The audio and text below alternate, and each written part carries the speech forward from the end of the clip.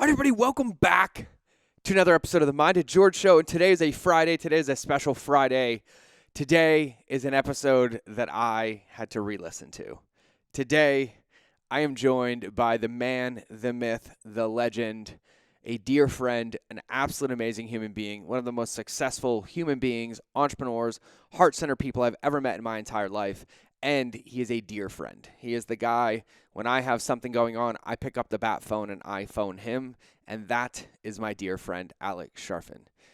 And the last couple of weeks, full disclosure, have been extremely challenging for me. We have had an immense amount of shifts inside the business. And I mean, it feels like an atomic bomb went off. And I don't think it's talked about enough. And I feel like entrepreneurship is lonely and isolating if we allow it to be. And there are times when I'm in Montana, in my office, hundreds of miles away from my team and my friends, and even 30 minutes away from my family, where I just feel alone and stuck.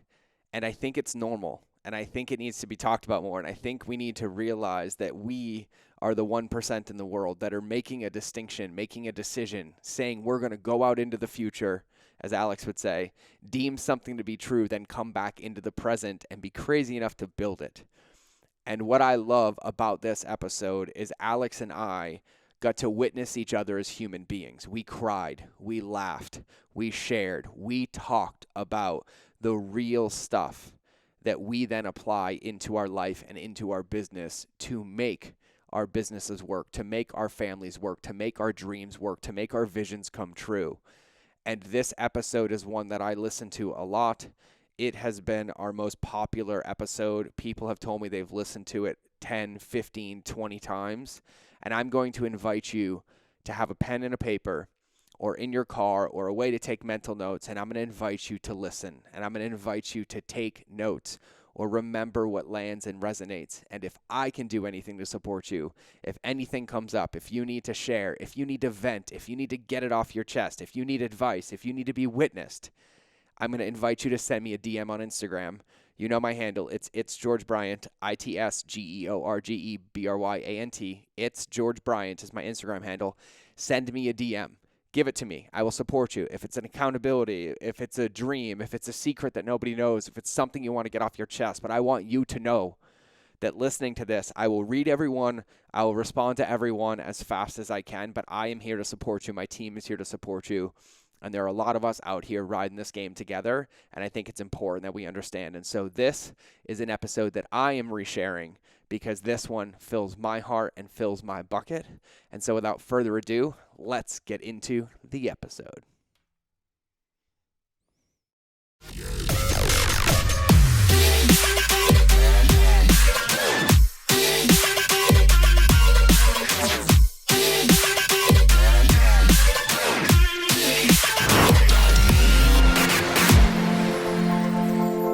All right, guys, welcome back to another episode of the Mind of George Show where I make up intros off the top of my head because people are amazing and I'm stoked to have them. And today's guest is somebody that I've wanted to interview for probably 5 years, except I didn't have a podcast nor a reason to talk to him, and then we became best friends overnight. And so I'm excited beyond belief to have somebody that I look up to. I've considered a mentor through his teachings and what he's done. He stands for absolutely everything that is ethical entrepreneurship, caring about human beings, making a difference, building legacy businesses, and tolerates absolute zero bullshit while doing any of it, while also leading by example. You know, that magic thing that we don't see a lot of on the internet, where it's do as I say, not as I do, because I don't want you to see what I do. Well, Alex Charfen is here today. CEO of Charfen. He has built massively successful companies, navigated some of the biggest downturns of our world and my lifetime, and always come out on top with a smile on his face, grounded in the values that are important to him, his family, and leads by example. And so without further ado, Alex, welcome to the show. Thanks, George. That was one of the best intros I've ever gotten, man. That was awesome. I feel like Eminem and 8 Mile on Sunday mornings at 8 a.m. before I have my coffee, right? I want that on my phone so I can play it each morning before I start working. We'll send you the audio clip, and then we can do it like The Rock used to do his alarm codes, right? Like get up and he yells at you. Yeah, exactly. Yeah, so I'm super, super excited to have you, man. I'm honored. This has been a long time coming. And before we get into the deep, deep, deep stuff of the show, whatever, navigating turns we're going to end up in today, the first question that I always ask everybody to set context, to humanize is, and you have a lot of these, so feel free to take creative freedom with this one. What is the biggest mistake that you've ever made in business, and what was the lesson that you took away from it? Dude, that's like trying to like walk into an Amazon warehouse and say which is the best box. Yes. There's so many options. George, when I consider mistakes in business, so many of them, I don't look at them as mistakes anymore because I've learned from them, modified where I am now. They've like, I feel like almost every mistake, every huge challenge that I created has actually taught me something and moved me forward. And I think the one place where I would say that there were actual mistakes that I regret, and here's why I regret them. I don't regret the learning from them, but the mistakes that I made were with people. Mm-hmm. When I was younger, especially, there was a tremendous amount of collateral damage in the businesses that I ran. Mm-hmm. I was one of those people, not anymore, not at all anymore, but I was one of those people that if I was going to separate with somebody, I actually had to break the relationship. I had to make it okay with me. I had to make it so that it was so horrible that like we could never talk again. And when I look back at some of the separations that I had, where people were either terminated or left the companies that I ran, I feel like those are some of the biggest mistakes I made. And if I could go back and do it over again, I would tell my younger self that you don't have to completely destroy a relationship to put it on pause, and you don't have to completely like demonize somebody to have them leave your company. Like those are all natural things that happen in the world. And today with contrast, when somebody leaves our organization now, or when somebody decides to go to another opportunity, which doesn't happen often anymore, but when it does, it's totally different. I've let several this year because of COVID and some other reasons, we've actually let a few people go. And it's interesting because I've remained connected with them. We connect every once in a while, we talk. And so having that experience of being able to work with somebody and then continue the relationship, even though it's no longer a working relationship, has been extraordinary. And when I was younger, I did not even allow space for that. And I think that was this continuous long-term mistake, honestly, that comes from a childhood of trauma and a childhood of bullying and a childhood of really challenging relationships where I didn't understand how to navigate them. And I brought that forward into my business career. That's the biggest regret. Yeah, man. And there's so much gold in there. This is why we get along so well. So for some context, guys, when Alex and I reconnected, we got on Zoom for a half an hour, and then we're like, we need an hour, then we need 3 hours. Now let's just keep talking all day, every day, because we My wife came out that day and she's like, "Are you okay? What happened?" That was a half-hour phone call. It was 3 hours. I was like, sorry, Katie, you can have him back now. I'm getting my very much dopamine hit, and I'm not gonna deny this that I wanted this. Like this was very much my drug today, and I'm okay with this one, right? This is one of those like I can go seek it as I need. Alex, one of the things that I think is so imperative, and we talked about this, but you and I have so many similarities in this, is that in the beginning, right, it was this collateral damage, right? I got feedback that there were trails of dead bodies behind every success. And there were two sides of it for me that were tough. Number one is I never celebrated, right? There was no space because it was never good enough, right? Yeah. And so that took from everybody and made it. And then really, I think as an entrepreneur and a self-aware entrepreneur, and you talk about this as like evolutionary hunters and the way that you do this, I think is your EPT, your entrepreneurial personality types. One of the things that I think is so amazing as entrepreneurs is that we're driven. We're driven for change. We want things to be better. But I think what the razor's edge is, or the tightrope that we ride a unicycle down from, is the come from, when we go down the middle. And there was that part of us as entrepreneurs where down the middle, all the one side was insecurity, ego, it doesn't matter, it's never enough, I'll sacrifice anything, and boom. And then we've spent our life at this point working towards self-awareness, love, compassion, empathy, relationship. And like even you just said, like, I didn't think this was possible a couple years ago. Like, wait, somebody can leave my organization and be better than when they got there, and we still have a relationship. Like, we can still text, we can talk, right? Like, this isn't, purgatory exile. Like, we're going back in Mayan culture. So what are some of the things, because you have like 5 core values at your company. You guys stand for humans. Like, you stand for change, you stand for being. But I know this is prevalent everywhere. And I had one of my mentors at a very young age, Alex, told me that, and I learned this as a Marine too, like, my job wasn't to keep people underneath me. My job was to get myself fired and get them better than me. And there's a point where, they have to leave the coop.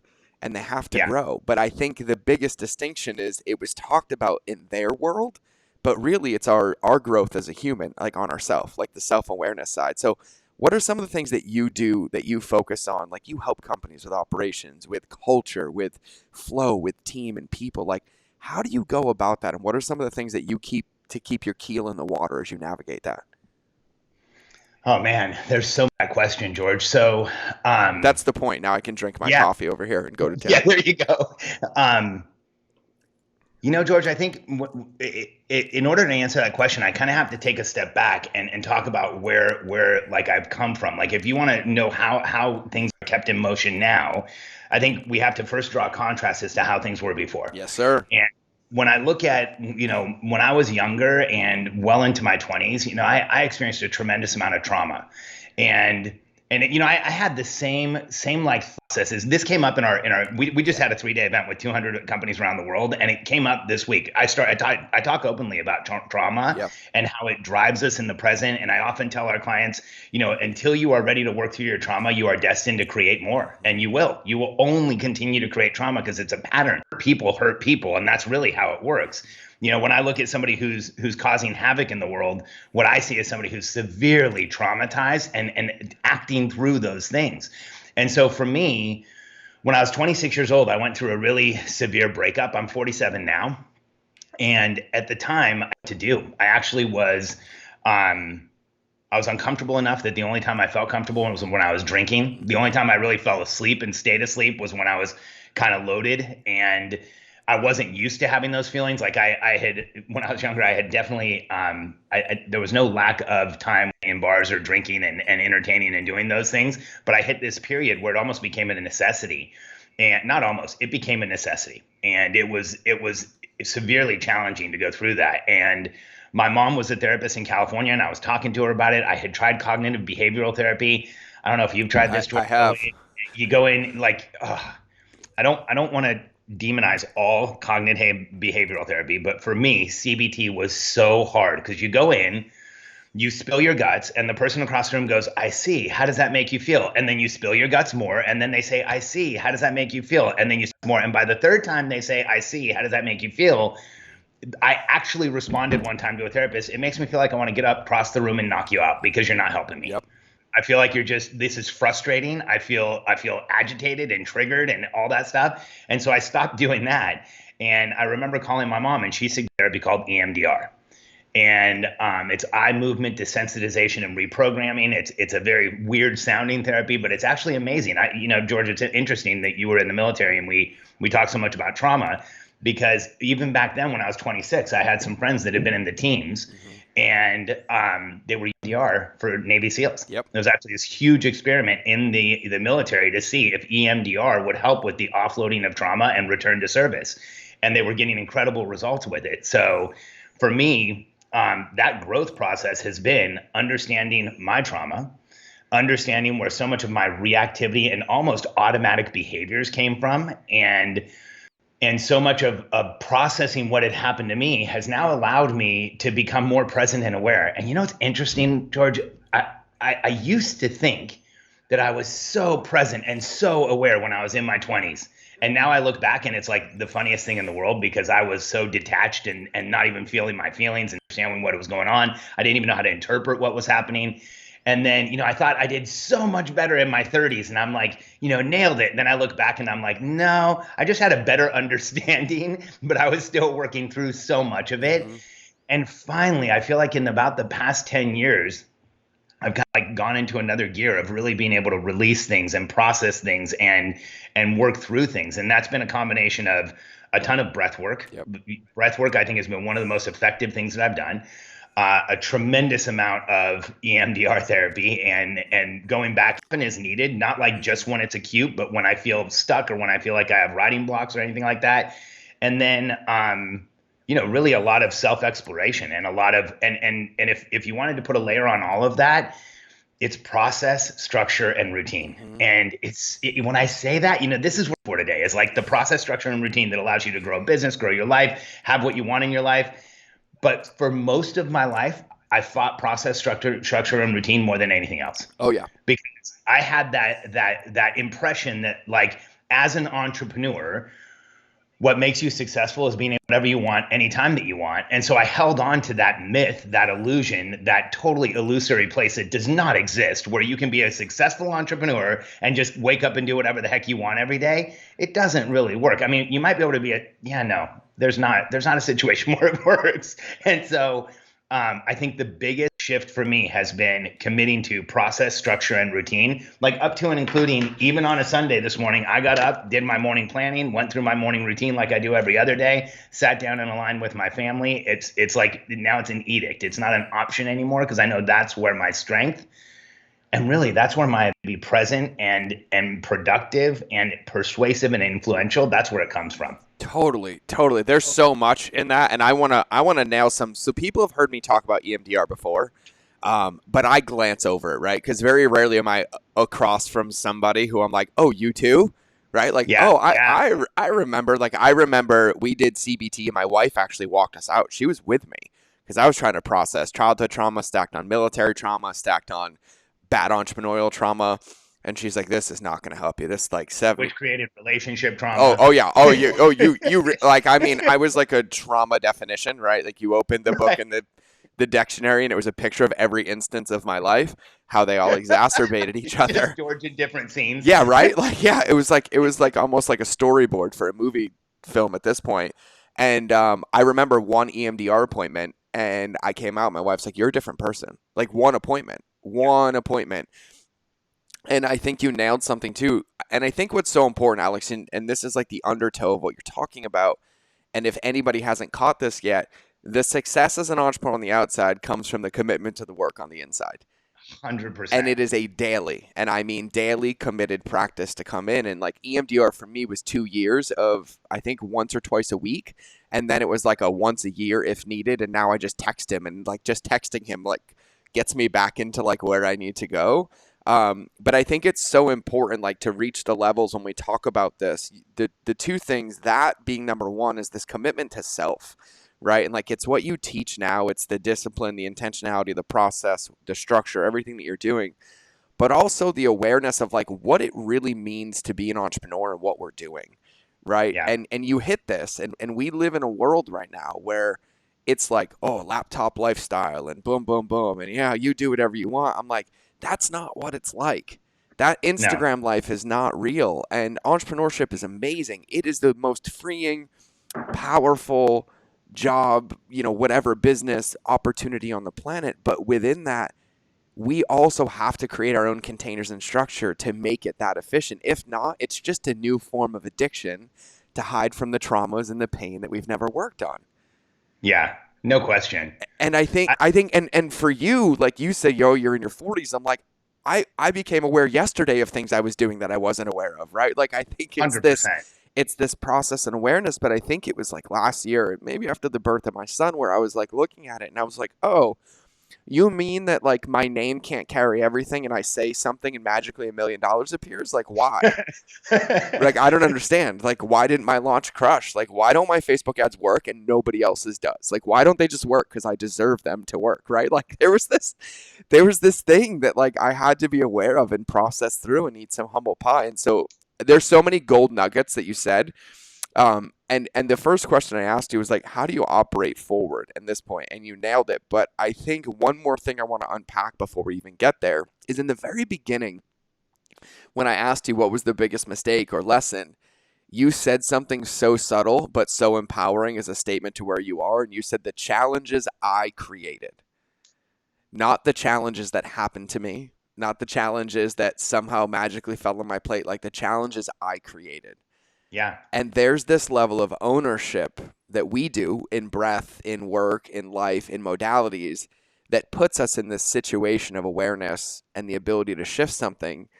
But I see a whole lot of time, and we both coach entrepreneurs, a whole lot of like, I don't know why this happened and they did this to me and they did this to me. And it's like an abdication of responsibility. Yeah. And it was so subtle when you said it, but it's so powerful to hear you talk about it. Can you unpack that a little bit of like the difference between, my business partner failed and walked away versus like I created this challenge? Yeah, no question, George. So Years ago, I read this book. I can't remember who it was by, but I think it might have been Mark Victor Hansen. I think it was called The Millionaire Messenger, and it was a Hmm. book that you read in two directions. Yep. So very, very interesting book where it had kind of a nonfiction and a fiction book together. I don't remember a ton about that book, but I remember on one page they had this graphic, and it was the word responsibility with a line, and underneath it blame. And underneath it said live above the line. And I remember that I actually have that on my wall now with a couple of other equations that we've created as a company. But that responsibility over blame, I remember when I read it, I saw it and it was so confronting. I'm like, no, you can blame, you can still, like, you don't have to take responsibility for everything. And that was a journey. That was probably a few years of like really working through that and understanding. And then I remember one day it just clicked. As entrepreneurs, the faster we realize that we are responsible for everything and we can take responsibility for everything, the faster we start to actually control our lives, be able to create our destiny, be able to go in the direction that we want. I used to be the same as most people. When I was younger and I had my business, 9/11 happened about 8 weeks before one of our biggest events when I owned a huge events company in Latin America. And I remember it happening and having the feelings of like, how could this happen to us? Like how insanely selfish and egotistical was the statement, how can 9/11 happen to us? Like, as I say it right now, I actually get a kind of sick feeling in my Hmm. stomach that I ever thought that way. But I remember actually saying it out loud Hmm.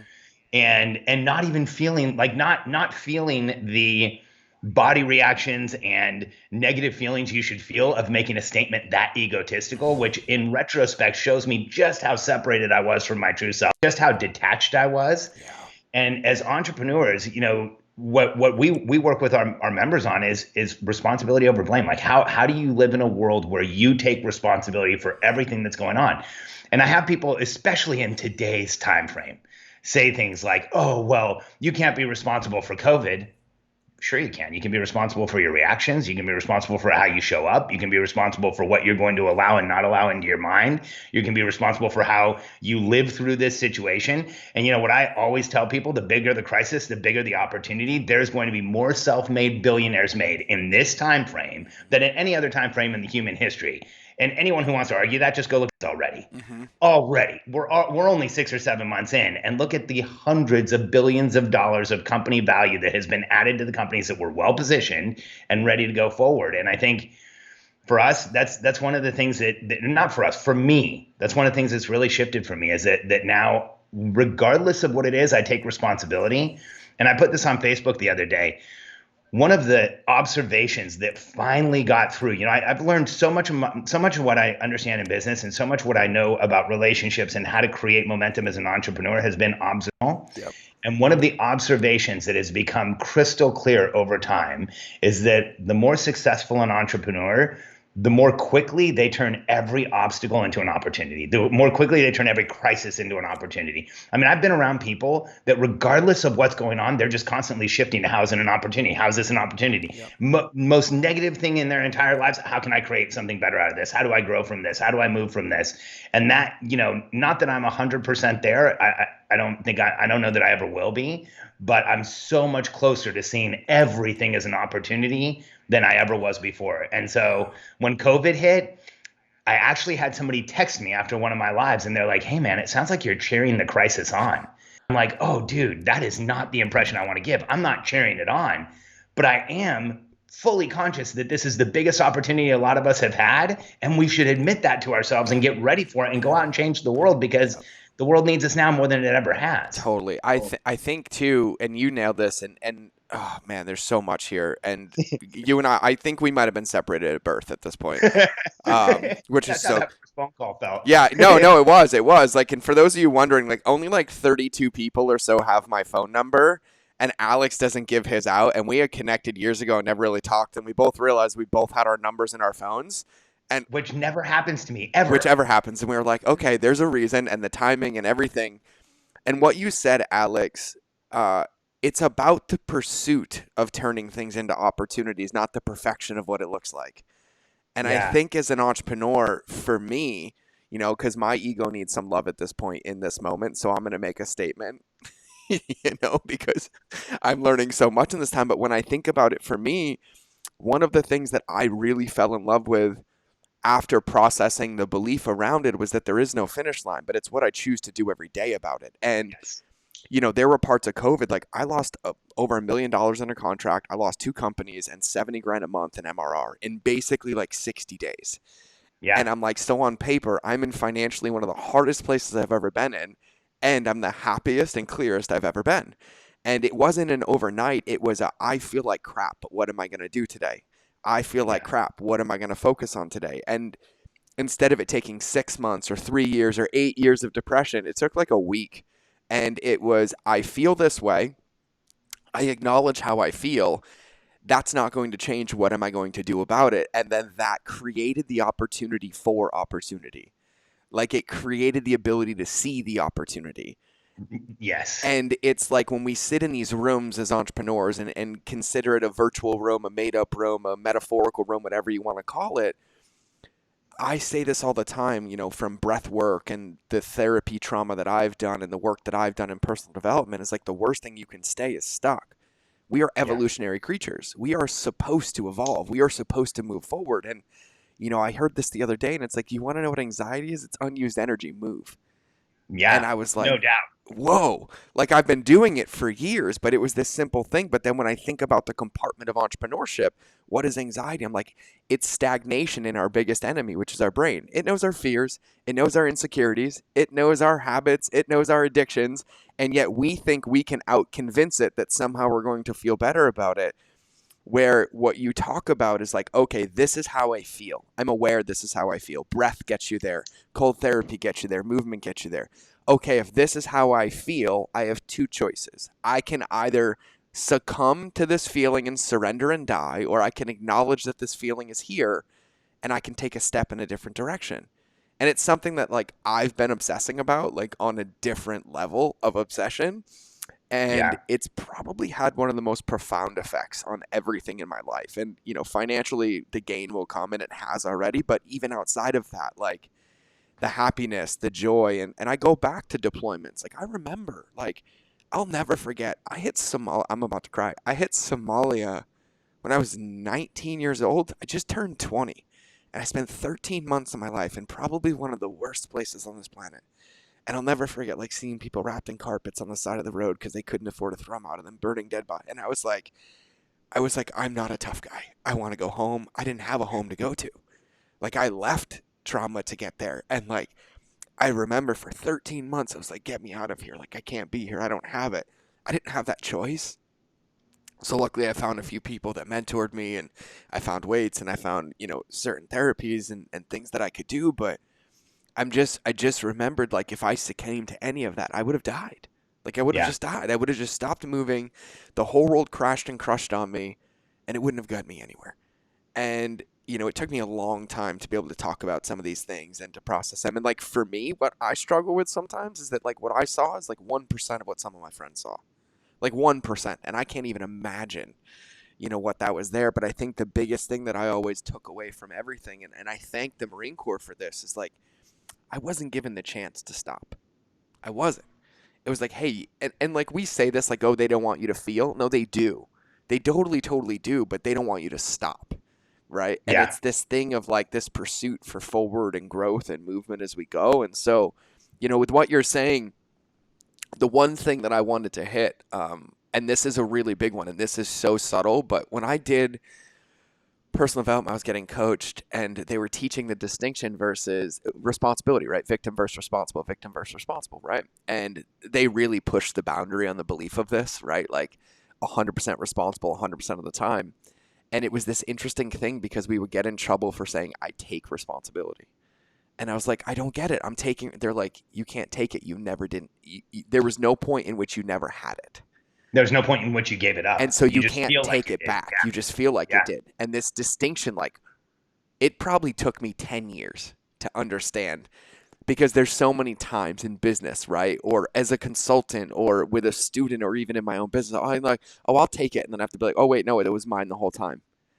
Yeah. And it's like this embodiment of it that is so powerful, like when we think about it. And so I've never talked about a lot of the stuff that I experienced, like from a mindset perspective. I don't think I've ever been in the point to like really process this, but what I love about you, Alex, and you have this childlike curiosity and excitement matched with this tight container of structure that basically guarantees success. Well, thank you. I But appreciate that. I think there's so many My wife lessons. would definitely agree with childlike, by the way. Oh, me too, right? Like yeah, like I'm surprised I'm not walking around in diapers as my son's out of them, like at that level of management. Because there's times I feel like that. But with that, I think what's so important and so powerful from like what I noticed with you, it's like when you get self-aware, right? So you were talking about, like basically being self-aware, identifying what's here, understanding that we're responsible, understanding that, resistance equals opportunity depending on how we choose to see it. What I also love about that is that as you do this work on yourself, that awareness gives you a tool to see possibility versus resistance, right? And it Yeah, gives you the ability to react or not to react, to respond on a dime and pivot because there's no insecurity written into it, right? And yeah, I think about the times as an entrepreneur where I was stuck, and it was stuck because I had a belief that I was supposed to look a certain way or it was supposed to be a certain way, right? And here's the man. news flash. Entrepreneurship is basically a guaranteed it's not going to look like you think it is every day of every moment for the rest of your life, right? It's a Like commitment to chaos. it's a Yeah, commitment to chaos, and yeah. it's navigating that. And so in your journey, and you've been in this game a long time. I mean, I don't even remember the specific award that you got, but like single-handedly denting the real estate crash market recovery and, building like $500 million businesses. And I'm over here doing it for everybody else but myself. And, self jab on that one. But Well, you know what though, George, I've done some of that myself too. Mhm. And I don't want to No. like leave you on the hook there. As a coach, as a consultant, one of the things that I'm now dealing with at 47 is that I've helped hundreds of entrepreneurs build businesses bigger than I have. Yep. And I, really like year before last, I sat down with Katie and I'm like, you know what, Katie, I've done this too many times for other people. This time, the business plan has to include us doing it for Yeah. ourselves. That was me this year. Yeah, this is like my realization really in just like the past 24 to 30 months Yep. that like and when the reason we restarted this company from scratch was energetic, not legal or anything else. It was we wanted to shut everything down and start over because this is going to be different. Yeah. And so July of 2017, Katie and I hit the reset button, shut everything down, went down to no team members, started from zero, and this is the business that we're going to create the success out of that is just like we help other people do. Which, by the way, is absolutely amazing. I for those of you listening, if you can't tell, like I've been an Alex fanboy for a long time, but like out of respect, like out of like genuine, pure respect, because there's these things like Alex and I joke a lot. And we talk about the state of the industry that we're in. We're probably going to unpack that in a little while, but like people don't even pretend to be like snakes in the grass anymore. They're like, no, no, no, I don't care if the grass is there or not. I want you to see me. And like, there's these people that walk it and they talk it and they believe it and they do it, and it's congruency. And Alex is one of those people which I highly admire and respect. And I think it's an important point, Alex, as an entrepreneur. And I don't know about you, but for me, I needed to build it for other people to get those lessons, to have the awareness and understand why I was doing it, to then Yeah. be able to come in and be like, oh, I still get to do it. And I've healed that part of me that didn't think I was good enough, that I could only do it for other people, and also give myself a back door out of those daily routines and commitments and structure that would prove my core trauma wrong as a child, that I'm not Yeah. good enough, because that's really what it is. Like for me, for me, it was like, oh, it's so easy. I'll go over here. I'll diagnose your problems. I'll give you the things. I'll help you do it. I'll pour all my energy into you. Then you'll like me, and then I'll be good enough. And then at the Yep. same time, I'm living on that dopamine and validation while also denying my own sovereignty of that I can do this and I know this. And then the belief system there and the pain that I had to experience was, you do deserve this. You can have a bigger impact this way, but you're good enough. And Yeah. and that had to happen in silence. Yeah, you're Yeah. worth it, right? Like for me, my core wound is I'm not good enough. And so that's what it was for me on that side. Yeah. Man, I'm having like so many different, like, first, I just want you to know this is a very validating conversation. And when you operate at the level that you and I operate as entrepreneurs, or not, maybe not the level, but when you operate at the level of awareness that we operate of, you often get invalidated because other people around you don't even understand the conversation that you're having, Nope. and I think What you just said is so true. For so much of my career, now in retrospect, it's only you see this in retrospect, I was not in the pursuit of success for myself because I didn't feel worthy. Nope. And I actually felt like the people around me were so much better than I was that I put all my energy into helping those people, all my time into those people. Like I helped other people become far more successful than I was, because in so many ways I still felt like I was, the short, Latin American accent, chubby, kid in school that everybody made fun of. And I really, when I was a child, I did not have a lot of friends. I had a really challenging childhood. I wasn't good at relationships. And all of that carried forward to the business world, to the point where, it made me an incredible consultant, because I wanted to help everybody so bad so that I would get validation and be okay and be worthy, and like not be that kid that I was running away from. Mm-hmm. And dude, oh man, now I'm gonna get emotional. And as time went on, what I realized was, and what I am realizing, is that I could honor that kid, and that I could actually like love that child and be okay with who I used to be, and understand why I was the way I was, and understand everything that I went through. And the more that I was able to process it and be aware of it, and the more I was able to let go of the very common entrepreneurial belief that, oh, other people had it worse than I was. You kind of said it earlier. It's like a habit for us. As soon as we claim any type of trauma, we almost have to let out this relief valve of, oh, well, but it wasn't as bad for me, there was other people who had it much worse. Totally. And it wasn't that bad for me. And but I'm just going to claim a little bit of it. Yep. And the reality is, every entrepreneur I've ever worked with has trauma that needs to be explored and validated and understood, so that they can show up in the world the way that they want to. And the excessive reactivity that we carry around with us, and the feelings we carry around with us, George, it's one of the things that drives us into pursuit, because here's where I am today in my career. I understand that the goal is not the goal. The goal is the journey. Yes. It really is. It's the process. It's going through it. Because here's what I know as an entrepreneur is, I have this analogy or theory that we are evolutionary hunters. Mm-hmm. And I call it an analogy, but to me, I really do think this is evolutionary fact. We are that small percentage of the population that gets up every morning, can't turn the motor off. It's always running. We can't relax. We don't sit still.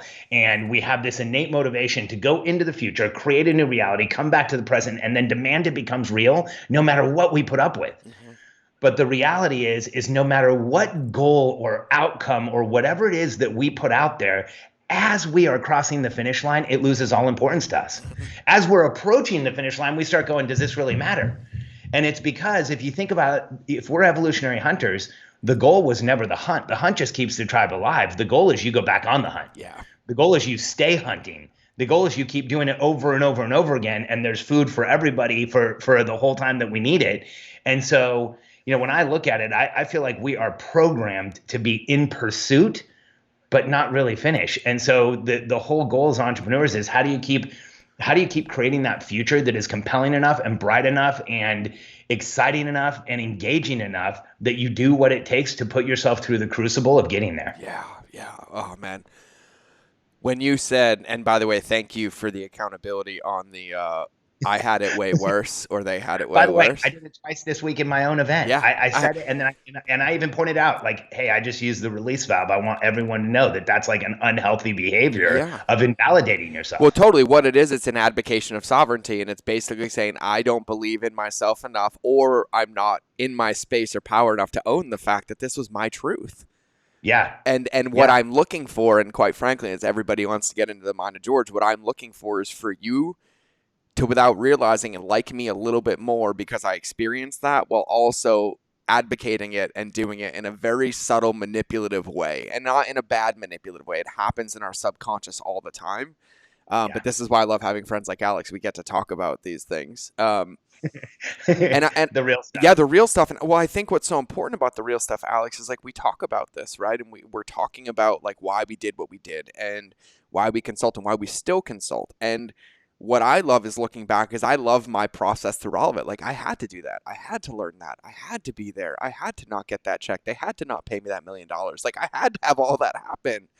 And now looking at it too, the other side of it for me is I never understood the consequences of doing it for everybody else. The amount of sacrifices and collateral damage I caused because I wanted everybody else to like me versus everybody else respect me. Yeah. And it was like, I'll go to a dinner. I didn't need to be at that dinner. I'll go to an event. I didn't need to be at that event. I'll go to that meeting. That was not a meeting. Like there were all these like ego fests that were, validation collection, dopamine collection, causing collateral damage. And the one thing that we swore as entrepreneurs that we were doing it, quote unquote, for, right? Like I'm doing it for my family. I'm like, well, now pretty sure my 3-year-old son isn't going to be like, Daddy, don't go to the zoo with me or don't see me for 3 days because you go to this meeting because you want these people to like you versus do the work that it's there. And I think, if I could give a gift to any entrepreneur, it's the gift of awareness of the impact and the consequences, both positive and negative, that happen when we do advocate that sovereignty as entrepreneurs and we get into that, because it took me a long time, and I think it's still a practice, but it's a practice that I love at this point. Like I kind of love saying no at this point, and they're like, oh, they're like, can you do no? Well, why? We don't need to. Like, can we have a dinner meeting? I'm like, no, we can have a Zoom meeting. I'm not leaving. Right? Like, well, you get to the point where saying no actually becomes the dopamine hit because you have, and this takes a while. So I want anyone listening not to think that it's going to happen by Monday, but what happens is when you stop abdicating the responsibility you have to create the life you want, and you start actually, because man, George, when you were just talking about like going to the meeting and doing this and doing that, you just described like most of my 30s. Yeah. If there was an attention getting opportunity, I was in that attention getting opportunity with a whole line of justification for it. If there was a time, and I got tons of opportunities. If I could get up on a really important stage with famous people, like I was there no matter what. And a lot of the time it was for nothing else than the ego hit. Yep. Like really, it didn't even really build our business. It built notoriety, but it was just building an ego hit.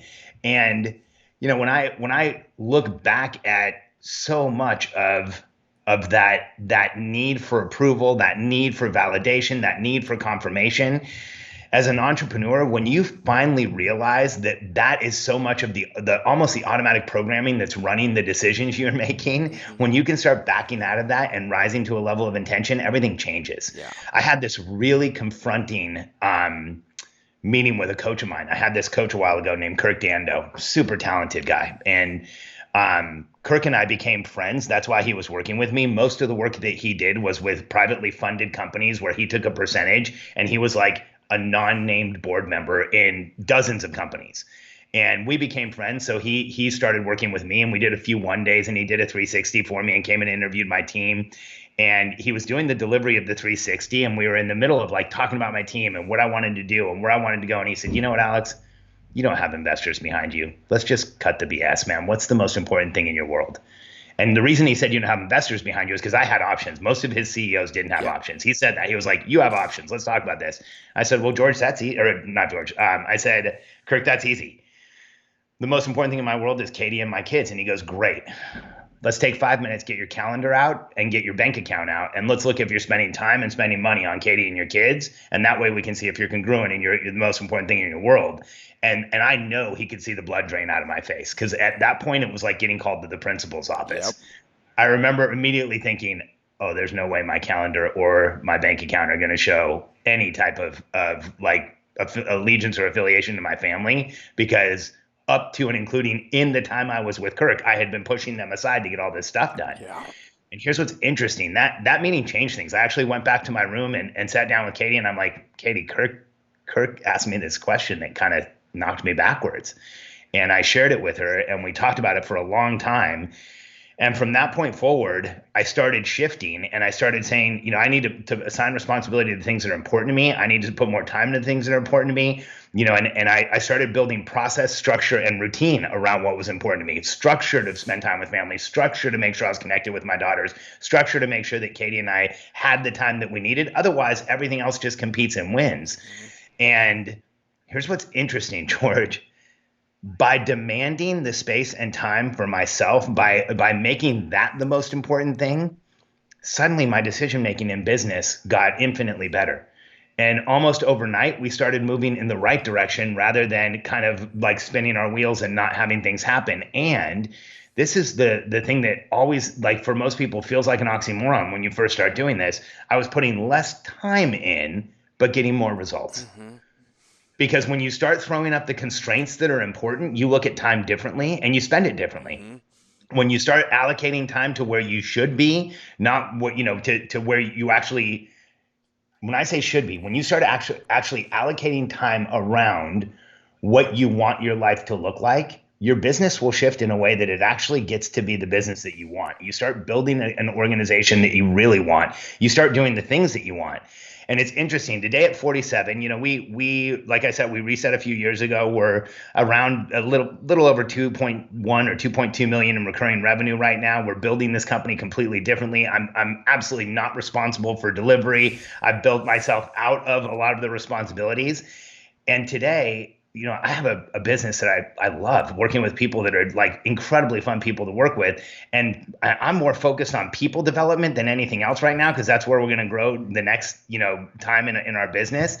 But what's most important is I wake up every morning, I align with my kids, they hang out with me, they know what we do, we talk openly. There's a completely different dialogue in our house. Mm-hmm. And all of that, I think, makes me not think, all of that I know makes me the entrepreneur I actually want to be. And it actually allows me to start making decisions for the person I'm becoming instead of the person I'm running away from. Yeah.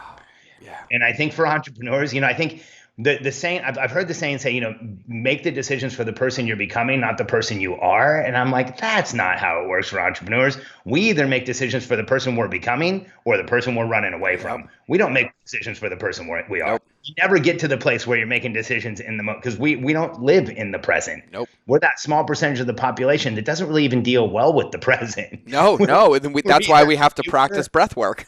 Right. That's what, you know what? I did it this morning. I did like 3 huge empty breath holds this morning, and just like feeling the experience of whether my body was calling for oxygen or my mind, and where was it coming from, and how does this make me react during the day? And, I get up from breathwork sessions now. I lay down on my floor to do a breathwork session. I actually feel like I'm in the present moment for a period of time. Yeah. It's interesting. You get up and you're like, whoa, the world is really intense if you're here, Yeah, that's why I get up so early in the morning. Like I used to get up at 4:30 for my ego to show everybody I got up at 4:30. Now I get up at 3:30. So now I get up at 3:30 so nobody knows.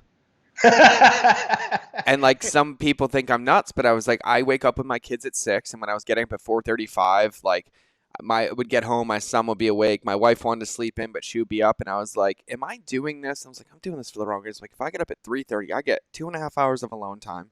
I'm home before my son wakes up. I'm done with my writing. I'm completely present for the day. I'm supporting my wife with what she wants based on her job and like her responsibilities. And I was like, yeah, that feels better. Like, and that's like, and like, by the way, I don't listen to music. I don't listen to podcasts. I work out in silence. And I'd say 5 out of 6 times a week, I'm crying, I'm yelling, I'm looking at myself in the mirror like I'm a silverback gorilla and patting my chest and then crying 2 minutes later, right? Like I'm processing whatever's coming up in that moment. One of the things. Whoa! Let's not run past that. Yeah. Let's not run past that, because what you just said is so crucial. So let me tell you how I used to work out. Yeah. So what I would do is, and this is during my 4:30 in the morning, taking a picture so I could prove to everybody that I did it. So when I was doing the 4:30 in the morning, prove to everybody that you did it. It was get up at 4:30 in the morning, drink coffee, then wait about 20 or 30 minutes, drink a pre-workout, because the coffee wasn't enough. You need to back it up with a pre-workout. Then go into the gym, close the doors. We had a gym in our home. We close the doors, put towels under the doors, and then put on like Limp Bizkit or something ridiculous where it's just screaming and raging and yelling, and then get myself into a state where I could lift weights and not feel it. Yeah. So I would get myself into fight or flight and then fight for an hour and a half with my gym. Yep. And it was like going, and I don't mean to use this term in a way that indicates that I don't understand what it is really like to go to war, because I don't want to minimize anything what guys like you and the people that you were around did, George. But I feel like I went to my own little private war in the gym every morning. Totally. Totally. And it was instead of feeling the feelings and moving through them, it was creating so much noise and so much pain that I could push the feelings away. Yep. And, I remember at my biggest, I look back, it was probably like 7 or 8 years ago. I was about 240 pounds and going on Fox News. And I remember like seeing myself in the suit. My shoulders didn't fit in the screen. I looked completely inflamed. My neck and my head were kind of one thing. And recently a person on my team found an old Wistia video on me on Fox. And she's like, man, I saw Alex on Fox News from a while ago. I'm so glad I work for this Alex and not that guy, Yeah. because just watching the video, she could tell like how accelerated and how angry and how detached I was. And I Totally. think so many entrepreneurs think that they're doing this incredible thing, working out and getting themselves in shape, and then I watch the workouts online, and I'm like, man, that might not be going in the right direction. No, workouts for me are a tool like breath, and they didn't used to be. They Yeah, used to be an escapism for me, right? And trust me, I was doing 3 days. I tied a world record for a standing box jump. I was a competitive CrossFit athlete. Like my numbers are stupid, stupid, yeah. right? I'm 5'7". I can dunk. Like there's like it's not mind blowing. And I was also deadlifting like 615, squatting like 585. I weighed 170 pounds. Like it was gnarly. Nowhere does that help me be a better human to my family, right? But my ego loved it. Yeah. Um, and now, Well, and it also protected you. totally. Oh, it Like protected all of everything. that stuff, like standing there practicing the box jump protected you. Oh, At yeah. one point, I went from not being a runner to actually going out and winning races in Austin, winning 5Ks, 10Ks, like going out and getting first, second, or third place. And if there was a Clydesdale division, I always won it. Yeah, There was yeah. a 7,000 person race. I was first place in Clydesdale. I was 240 pounds. And I was the first place in Clydesdale because I was willing to do whatever it took. I finished that race and threw up about 7 or 8 times Yep. because I pushed my body so hard. I still got first place. That was all I cared about. Yep. But I look back now and I'm like, dude, you not only were you not in your body, you weren't in Austin during that No, race. no, and that's what it was for me. Like, and when I look back, and this is so applicable to entrepreneurs, like I came from trauma. I never healed it. I joined the Marine Corps. I was rewarded for that trauma and given more tools to run and run really fast from it. And Well, and then given more and trauma. then given more trauma and then came out without doing any of the work. And I remember my wife's like, you should do personal development. I'm like, I read books. That was my answer. Yeah, that didn't go well, right? Fast forward 8 years. And there we go. And now we're here. Here we are now. But yeah, I was. And then I had this like really big shift after my son was born where I realized like I can be in shape if I want. I can look however I want. I can function however I want. But it's also a tool. Like it's an hour and a half a day or 2 hours a day that if I utilize it correctly, I can do it. And I'll never forget, I was in the jungle with a shaman, and Mm. lots of wise wisdom come from shamans to me, right? And one of them was like talking about relationships happening for a reason, season or lifetime, and then, um, then a personal development teacher looked at me one day scrolling and said, "What are you pretending not to know?" Which hit me like a ton of bricks, right? And then somebody else was like, "What are you trying to avoid feeling?" And that was the one that got me. And it was the feeling part, right? And so then I like looked at my day and I was challenged by a shaman. He said, I want you to eliminate any music with lyrics for 30 days. Just get rid of it. Get rid of it. And I'm like, okay, cool. And I would listen to like music, like upbeat music. Like I wasn't into like bitches and hoes, like all that stuff. And, but I would listen to music, but I would listen to music that allowed me to be romantic about who I used to be or Mm. pretend that something was going to shift for me by doing nothing. And it was programming my brain into like this stagnation. And I was like, Mm. okay, cool. And I remember it was one of the hardest things ever to not have the radio on in the car because what did I have to be? Present. I had to be with whatever was coming up. And then going to the gym, I was like, okay, right. And I'm like going to lift. And all of a sudden, I lost 100 pounds on a lift because I didn't have anything to like put me into that sympathetic state. And it was crazy, crazy what happened. And then after a while, like this adoption period, I started to fall in love with it. And then I realized that when I was there, the days that I was present and grounded and I felt like in my body and like emotionally good, I was lifting like crazy. And then there were days that like it hurt to do a warm up and then I would scream or I would cry or I would laugh or I'd be like, I don't want to be here today. And then I could never walk out the door, but I was literally in the moment experiencing my experience and my feelings. And it kind of became therapy for me. Oh, no doubt. And it was one of those things that I was just like, oh my God. And like now it's funny. I go to the gym and I have a private gym. My buddy owns it and they come do class at 5:30 and I'm wrapping up about 5:15. And it's funny. They come in and the first thing to do is put music on and I want to leave the moment the Yeah. music comes on. And I'm like, I'm Yeah. good. I'm complete. And I watch everybody all groggy at 5:15 about to do it. And like, I feel like I'm one with the universe at this point. But there was this really, really big distinction for me. And to this day, Alex, the only music that I listen to with lyrics is shamanic music, like from a shaman. It's about my soul. I sent you a few of them, like recovery, things that make me think about my body, my breath, like breath work, transcendental meditation stuff. Because I realized like we all have 24 hours in a day. And as an entrepreneur, my default is going to be to escape, to disconnect, to compensate sometimes. And so I'm like, how can I stay plugged in? How can I stay Yeah. processed? How can I feel that feeling? Instead of what we used to do, which was the opposite, was, man, if I ever plug in, how quickly can I yank it How out? can I yank it out? And then, Yeah. or where can I go plug into somebody else's world to avoid mine? Right. Right. And then it was like, I have more work to do. I have more work to do. I have more work to do. And listen, entrepreneurs, your list will never end. And that's why it's so important. Like when you talk about structure, Alex, structure gives us a container because no matter Yeah. what we do, we're going to fill it. So if you give yourself a 24-hour container, you're going to find ways to fill it. But if you give yourself a 2-hour container, you'll fill it. But you also have to fill it with the stuff that moves the needles, moves the levers, and eliminates the bullshit. And that's been one of those things for me that I think in like what you do. And I think there's this belief, like this paradigm around entrepreneurship, right? Like I can do whatever I want. I can be whatever I want. And I was like, yes. And you have to realize that the moment you start being that is you lose the thing that built it and you end up right back where you started. Yeah. Yeah, I love Maxwell's. John. There's a lot of stuff that John Maxwell's put out that that is so it's just truth. Mm-hmm. And he has this chart of the more leadership responsibility you have, the less freedom you have. Yep. And it's this very confronting belief system that the more responsibility I take on as a leader, the less freedom that you actually have. And what you're doing is you're exchanging that freedom for making a massive contribution. And I think that people want to argue that. I have entrepreneurs all the time like want to argue that and debate it. And I always like at the end of the day, if you want to debate it, you can. But the fact is, it's only going to slow you down over time. Mm-hmm. And man, George, that was intense what you just shared, because I think it's probably 7 or 8 years ago. It's definitely living in this house. I know because in my gym here, I have a huge sound system. Yep. And I built it so that I could go down into the gym so that I didn't hear anything in the world. I didn't even hear the weights clanking together because the sound was so high. Yep.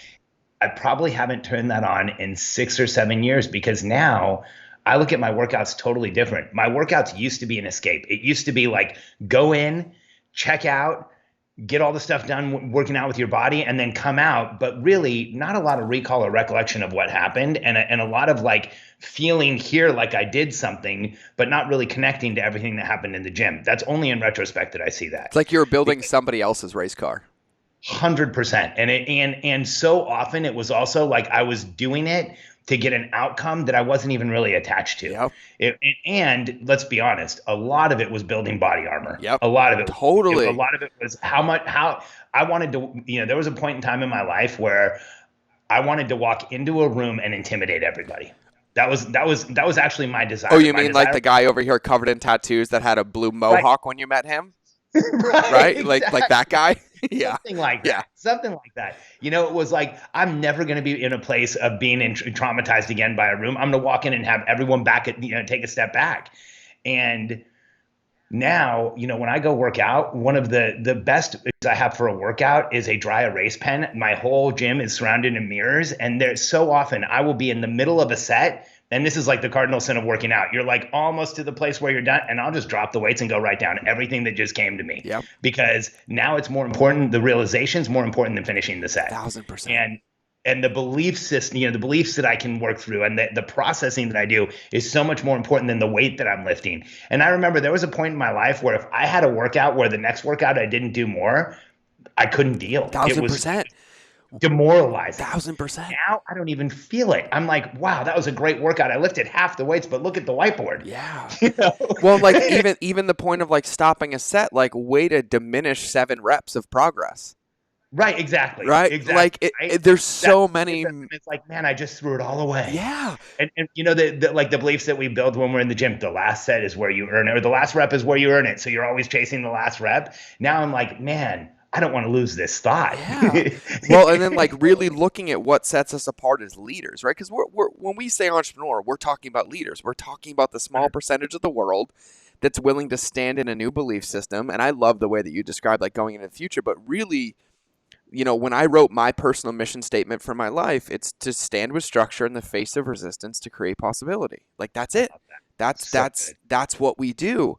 And it's like, it's actually the win was when you made a commitment and you kept your word with integrity to get to the gym. You've already won. Yeah. everything at that point is bonus, right? It's Yeah. strengthening, it's fortification, it's reflection, it's, and like, yeah, if you have 30 pounds to lose and you do one rep, like, don't expect a result, but be aware of like what's there. But it's really the intention that we put behind everything. And when you say it, right, you gut up the process, you create the structure, and you commit to the routine. And it's the combination of those things that is the win. And I mean, I'm the same way, except for me right now, I realized, in the last couple of years, I fell out of love with myself again, like at a Mm. deep, deep, deep level. And I was looking at it, and I was working out crazy before lockdown, and I was like, okay, cool. And I was like, I'm posting videos every day, and I was like, looking back, we went into lockdown, and I didn't have a gym. We went up to the mountains, and I was like, man, I really don't want to do anything. I don't want to do anything. I don't want to do anything. And I literally was like, why? And I was like, because I can't, because I don't like why I'm doing it, and I don't know why I want to.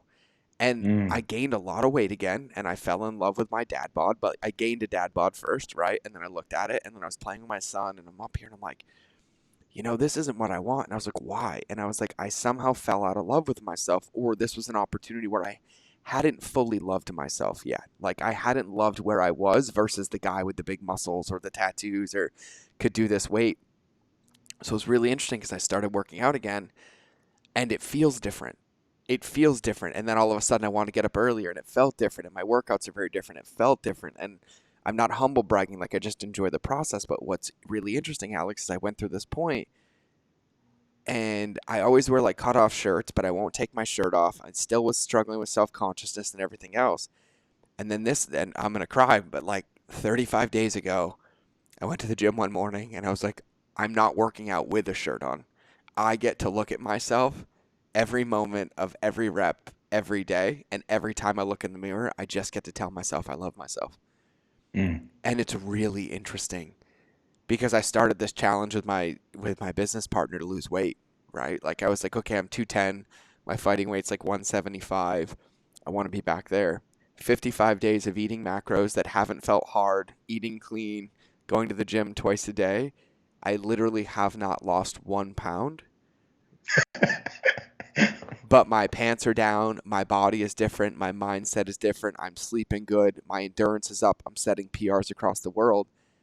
And all I did was took my shirt off at the gym every morning by myself, and I look in the mirror every single rep, and I lean over and I'm like, oh, remember when it was bigger and you had stretch marks? Look at where you come from. Like, look at that. Like, look at the story that leg tells. Look at that scar. Like, I literally am in the process as we speak of falling in love with myself again through my workouts.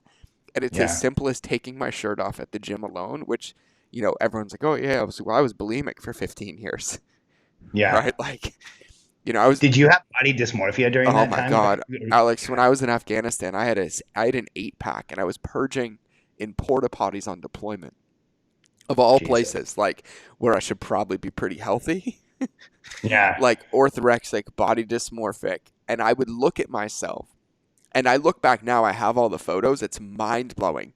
I was probably 5 to 6% body fat. I had veins in my lower abs, veins. Yeah. And at Yeah. that time, all I saw was fat. All I saw I, was, yeah, it was mind blowing. I don't think that. So I've had severe body dysmorphia my whole life. Yeah.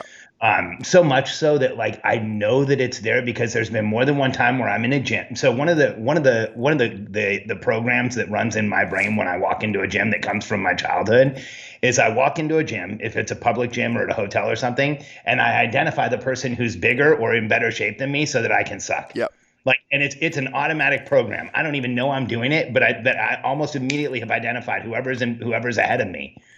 And I remember years ago being in a gym and going, oh man, that's the guy today. And it was me. I was seeing myself in the reflection of 2 or 3 mirrors where my head was cut off, but I could see the body. And here's how profound body dysmorphia is. As soon as I shifted so I could see my head, I looked like a fat guy again. Totally. It was, and it like in that moment, I remember thinking, hold up, that's how severe it is. No wonder everybody keeps telling me this stuff.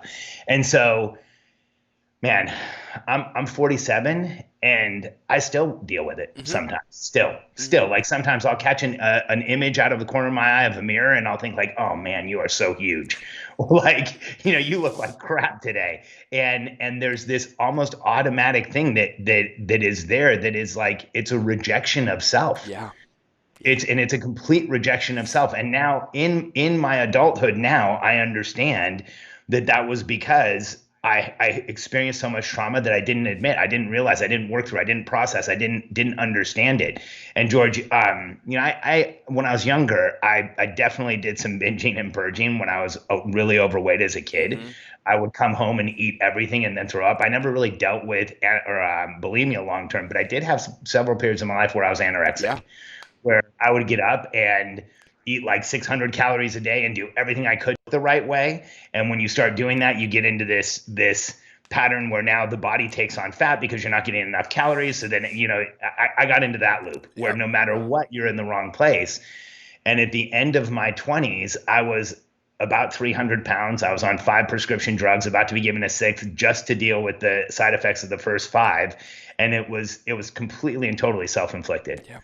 I don't think I've ever publicly shared that stuff. It's hard to talk about, especially as a guy. Yeah, yeah, yeah. I mean, I went public when I ran the paleo company about my bulimia because it was a part of my healing and my process, and I got connected to the fact that like 53% of people with eating disorders are men, but it's not talked about. It's not, Yeah, we don't talk about it at and so all. like you don't really know. And I was like, but for me as a man, but as an entrepreneur, it was just one pillar of the same conversation. It was an advocacy of self love. It was dis self respect, right? And it was no matter what, I'm not good enough. And so, Yeah. when we think about it, one of the big distinctions in personal development is there are no compartments, right? We like to think that there are, right? Like So I'm a badass at the gym, and that means that I'm only bad in business. No, right? Or I'm so good in my work, but I'm bad in my no. It's across the board, right? Like yeah, it's how the you do one thing is how you do everything. and so for me, like what I find is that rather than trying to make it look a certain way, is wherever the avenue is right now in my life that's calling me for growth. And right now it's my fitness and the alone time in gym, is I give it my all from that same place of self love. And that rising tide permeates through everything that I do. And so it's like I use the gym as my vessel for better systems, clearer communication, self acceptance, self love, and somehow my team's like, God, these podcasts are great, and like really love how you made me feel, and the way that you had that call the other day, like I felt so seen and respected, and I was like, gotta love those weights at 3:45 in the morning as I'm crying through my last set, and it's half the weight that I've ever lifted in my life. I'm like, I'm so weak. I love myself. I'm so strong. And I push through and create possibility. But I think it's really powerful, and I love that we're having this conversation, Alex, because one of the things that I come up against, and people say this to me all the time, it's like, God, when you say this stuff, like it writes me this permission slip. I think one of my biggest challenges in the world that we live in is it glorifies disconnection, Yeah. and nobody bridges the conversations to the real stuff. Like, Dude, amen. and yeah. Amen. In fact, oh man, I'm going to probably get in trouble for this, but I think the majority of the personal development industry is avoidance. Hmm.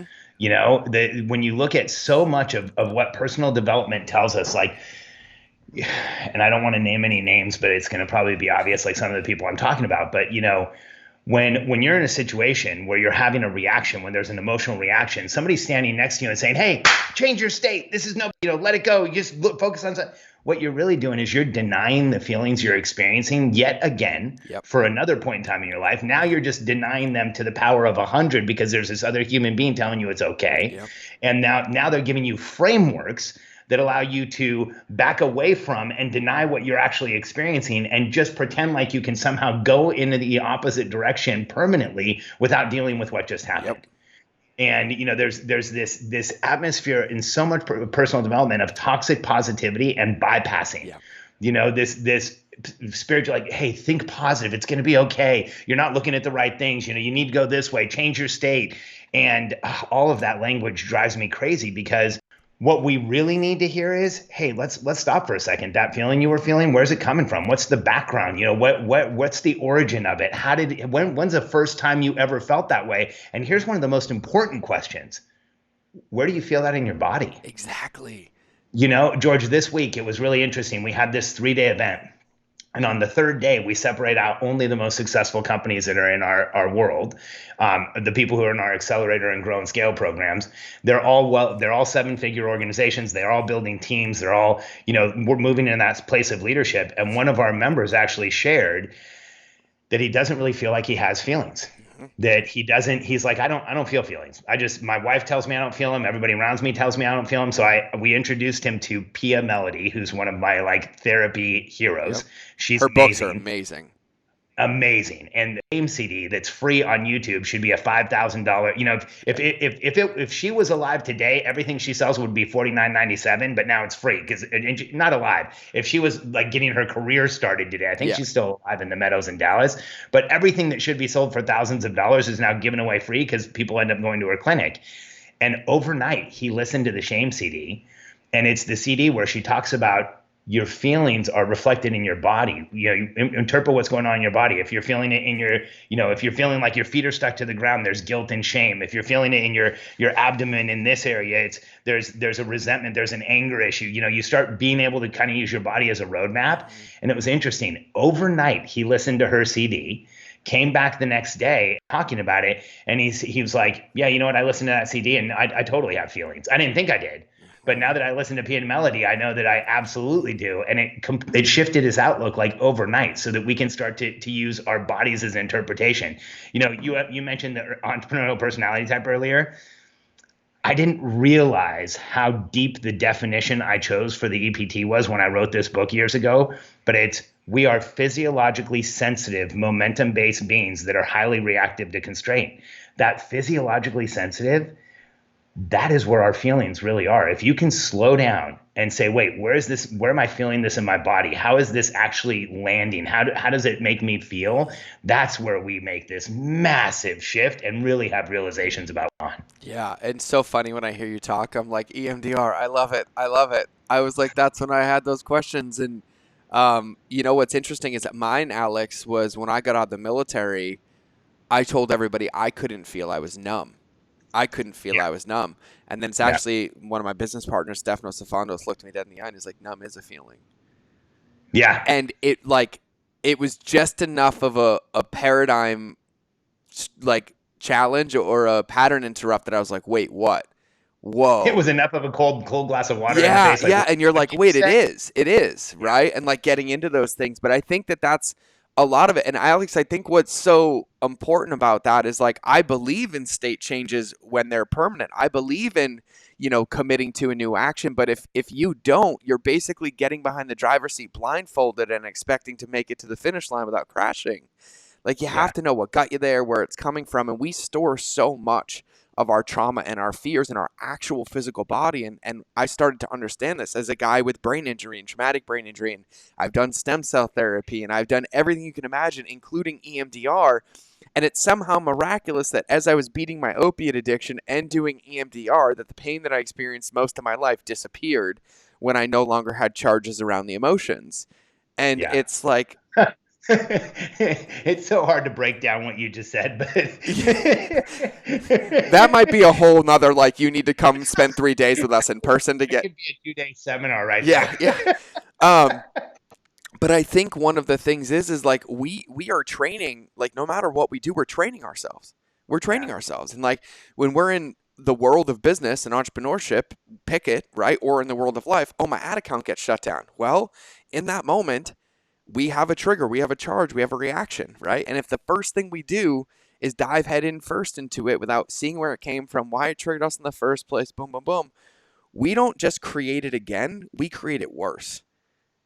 Yeah. And then it continues. And like the way that my wife said it to me, she's like, the universe is going to keep kicking you in the nuts until you can't have kids anymore, was basically what she said to me. And she's like, or you can realize that it only has to kick you once and just let it hurt, learn the lesson, and then it goes away. Yeah. And it was this really profound concept for me. But I think, Alex, why I love what you do. And by the way, the first talk I ever heard you gave was on the EPT, the entrepreneurial type. I heard you give a talk somewhere, and that's when I figured out who you were. And I think it was like 2017. right around when you guys relaunched the company. I have no idea where it was. I can't remember what I had for breakfast yesterday, so we're screwed at that point. But it was good. Serendipitously, we ended up here, which is amazing. But I think one of the things that I've wanted to normalize and never – so two things for me. I've wanted to normalize the conversation of authenticity, right? Yeah. And well, the real conversation of authenticity, not the authenticity. Well, if anybody's listening, I'm like making air quotes around the word authenticity, because what authenticity has become is making up a story that makes you sound authentic. Totally. The way that I say it is, if you have to say you're being authentic, you're not. You lost. Yeah, right. But like real authenticity, and it took me 8 years to get here because I went through the Caveman Company, and I remember I was giving a keynote on the 3 ways to use food to create breakthrough habits in your life. My wife's like, yeah, but you can't go give that keynote and lie. And I knew what she meant. And so I had to start that keynote with, I've been lying to you. For 3 years, I've been a paleo food blogger talking about loving yourself, and I've been bulimic because I was sexually abused. I gave that at an opening keynote at Paleo FX, Alex. Jeez. And I had every fear in the world. They're going to leave. I'm going to lose my friends. And the most amazing thing happened. Anyone standing sat down. Rob was in the audience. Melissa was in the audience. Terry Walls was in the audience. And I was like, oh, here we go. And like, well, this is George, right? And it just started this whole thing. And then I even branded unapologetically authentic because I wanted to practice it. Wait, I want to stop you. What happened when you gave the speech? How long was the standing ovation? It didn't really stop. Yeah, and then people were coming up to you and talking to you. It changed my life. Yeah. It was a culmination of a lot of events because at this point I'd already been a New York Times bestseller, right? Yeah. And I'd been this paleo food blogger, one of the top blogs, and everyone's like, God, this guy gets it. He was this Marine, he was this badass. And I was like, and you guys have no idea that I've been purging every day when I post those recipes. And here's why. And so, it was one of those things where it was the first. For me, it was the first door opening into accepting my sovereignty.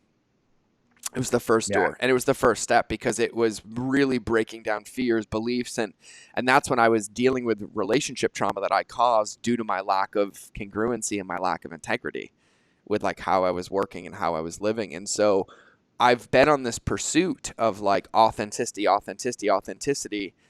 and then there became this point where authenticity became my new hiding spot.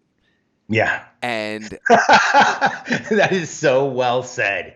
That describes so many thought leaders today. Yeah. So well said. And then I realized that authenticity was my new survival tool because I could be authentic to the point where I could keep you where I wanted you without you ever getting to my heart. Yeah. And that was the new game. And that's so intense. That was the game until a year ago. And that is so intense. And it was the break. Remember, I told you about that break. It was when I had to walk away from Caveman. Consulting was doing great, but my relationship was on the rocks. I was being a horrible father, horrible relationship with myself. And I had to really unplug and start going deep into breath, into shamanic journeys, into some plant medicine. And I walked away from social media for, a year and a half. I changed my phone number. I don't want to say I cut out the relationships. I honored myself for the first time and was willing to be myself without relationships. Yeah. And then it was on the other side of that I was like, holy shit. And I realized how protective I was still, but my new armor was authenticity. And so I'd worked on everything and I was like, what's the armor that nobody can see as armor? And I had this thing in my life as an entrepreneur and a human that if I hid in plain sight, nobody could catch me, right? So I'm in the Marine Corps. I'm bulimic and an addict, but yet I'm running a perfect physical fitness test, a perfect combat fitness test. I'm a Marine Corps martial arts instructor. I'm a rescue swimmer, and I have the highest marks ever, so nobody's ever going to ask me a question or realize I'm abusing opiates, right? And I was like, oh, I'm bulimic. Well, if I'm a paleo food blogger with a #1 app, a 22-week New York Times best-selling cookbook, who the hell is going to question my eating disorder? Nobody. That became authenticity for me. I've never talked about this ever until this current moment, ever. And it's so intense that you're talking about it, George, because I think anybody who's been in the public eye or who's been in that place has done stuff like this. Mm-hmm. I know there's definitely times, there's actually a point in my career where we were showing other businesses how to grow, but I was doing do as I say, not as I do. There was stuff that I was showing other businesses that I wasn't actually putting into my own life and business. There was stuff I was coaching entrepreneurs to do that I was kind of half-assing myself. And so many of us have been in that place where, and honestly, George, what you just described, I think is kind of the behind the scenes of so many people who go out to help other people. We're out there, helping other people in the help that we need the most. Mm-hmm. And we're out there making the difference for other people and the difference that we really just need to turn towards ourselves. And so for me, there was this massive growth period. It's funny how you describe that, because I also, got really deeper into therapy, tried some psychedelic medicines, not just plant medicine, but I did some other stuff, both clinically and outside of a clinical environment, in a protected environment, but very protected. I'll add a disclaimer to the intro of this one. Totally. And I realized I spent most of my career trying to help. Man, I'm getting super emotional over this. I'm at the brink at this point right now. Yeah, no kidding. So I spent most of my career trying to help other people with the struggles that I was experiencing and still had not helped myself. Yep. And there was some broken equation in my mind that the more I helped other people, eventually it would come around to me. Yep. And a few years ago, I remember this transitionary period. It wasn't a day, it wasn't a moment, it wasn't a time, it was a period where I started actually putting the time into myself, and I started taking my own advice. I started doing the things that I told other people to do. I actually started something that was profound. I stopped telling anyone to do anything I wasn't doing myself. Mm-hmm. And if I found myself in a situation where I was like, oh, here's what you need to do, I doubled down and made 100% certain that I was doing it first. And then I went back and told that person. And that has been the most profound shift in my life, because I can't hide from that. Yeah. Hence why I write a daily email now. Yeah. Well, yeah. And you know what? I don't write the daily email. I have a different practice. Well, that's my outlet. That was one of them. Yours. Yeah, that's one of them. Mine is getting up and every day going through our system, going through the system that I encourage other entrepreneurs to go through, and making it so that it counts. And here's what's so fascinating. The results that we get today with other people are so off the charts compared to anything that I've ever been able to produce in my life. And they are so different and so profound and so real. They're not temporary. They're not elusive. Like, people are actually out and changing massive things in their lives. And I absolutely believe it's because now I don't just have the knowledge and the understanding of what should be happening. Shit, this is hard to say, but there's a tear running down my cheek as we speak, because Alex is speaking to my current situation. Right. Well, and George, here's what actually happened. I realized that energetically is energy changes everything. It's the energy behind what you're saying. It's the energy behind what you're doing. And now when I walk out on a stage, or when I'm in front of other people, or when I have an opportunity like I did this week with our members in our virtual event we did this week, when I say, like, this is how you should be doing this and this is how it works, I'm saying it from a place of not just authenticity, but actual function, process-driven congruency. Mm-hmm. And people hear it now and they're like, oh, okay, well, I'll do that. I don't argue with people anymore. I don't have to sell people or persuade them anymore. I share my personal experience, and I literally can watch them shifting in the moment and saying, this is what I'm going to do now. This is how it's going to work now. And it's because it's coming from a place of actually having done it, not experimenting with other people, which is what I think a lot of consultants and coaches and thought leaders, and that's what we're out there doing until we make this shift. And I'm in the middle of this shift, and I'll share something else that I've never shared because it's coming up as we speak. I'm in the part of the transition where I'm actually believing that what I know and what I do can be made into a process and is good enough as it is without the compensation. Hell yeah, man. Hell yeah. And that's where I am. Such a real place in the process, George, dude. You're going through that as we speak. As we speak. Yeah. As we speak. Like, I have my models, I have my processes that were all built learning the game on other people's businesses, right? And I've joked that I got to play Monopoly with other people's money, and luckily I was good at Monopoly.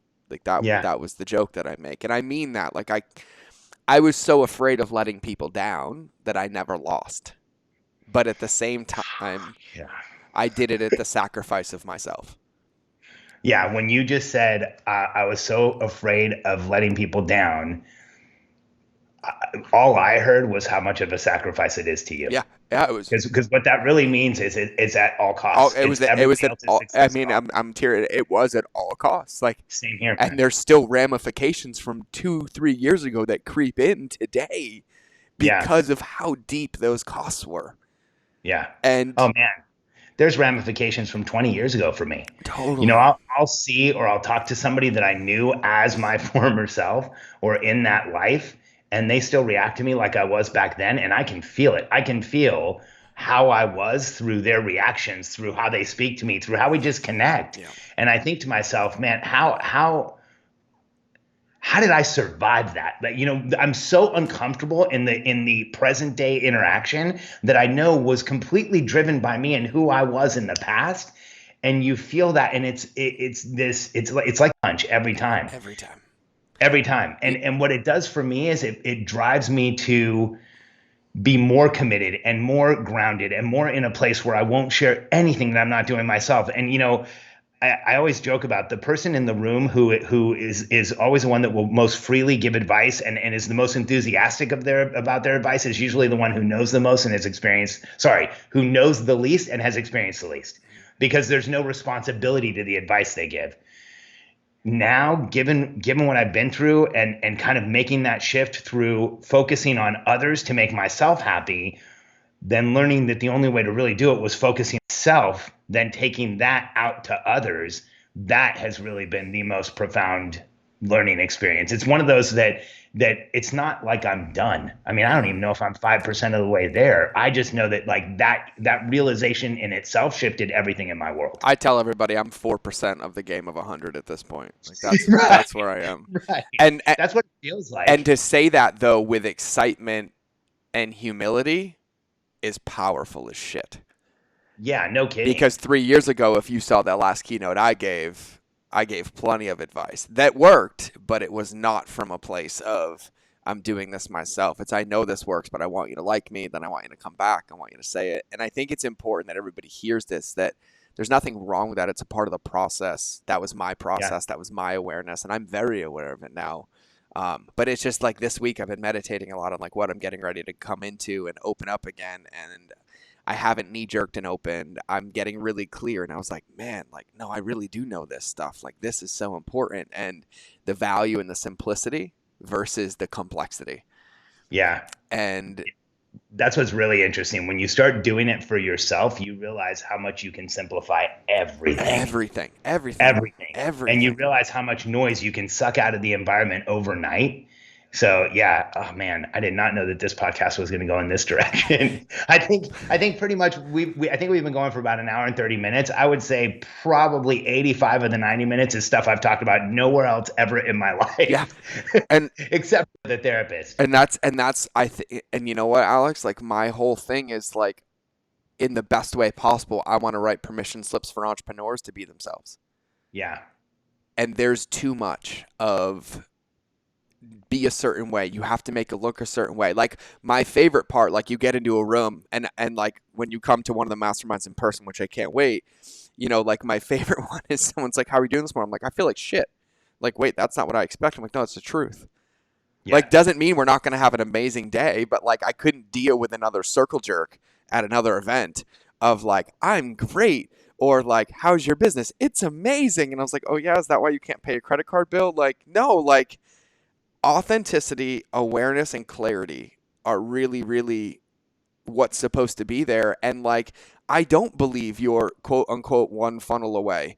I believe you're a lot of work away and the 167 iterations of that funnel away and the 3 months of audience research away. But like, I just recorded a Perio video. I said, and like, I love a lot of what's taught, but I also don't like misguided beliefs and like rah happy systems. And I was like, you're one funnel away from being exactly where you were 3 months ago with less time, money, and energy.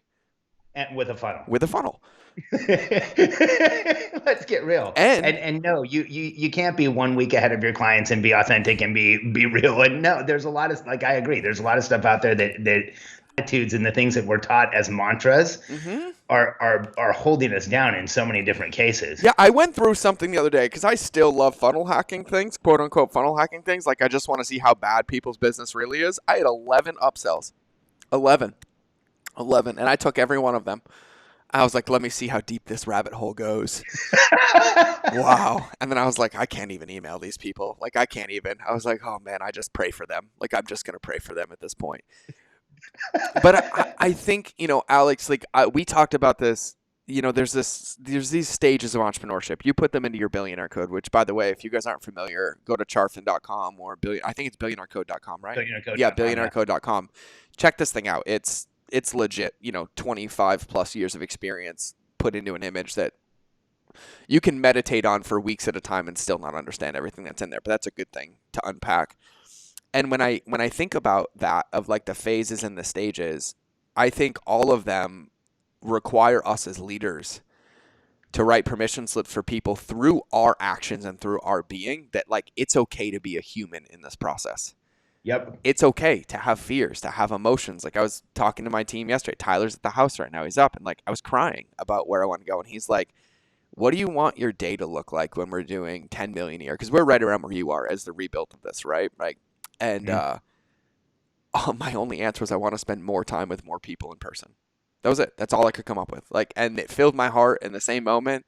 And then I looked at my current day and I'm like, that's not my day, but that's where I'm going, right? And Yeah. it's humbling. And then I cried because then I had this stark realization that I sit here and I say, I'm doing this for people. I'm doing this for people. But yet the more I quote unquote do, the less time I spend with people.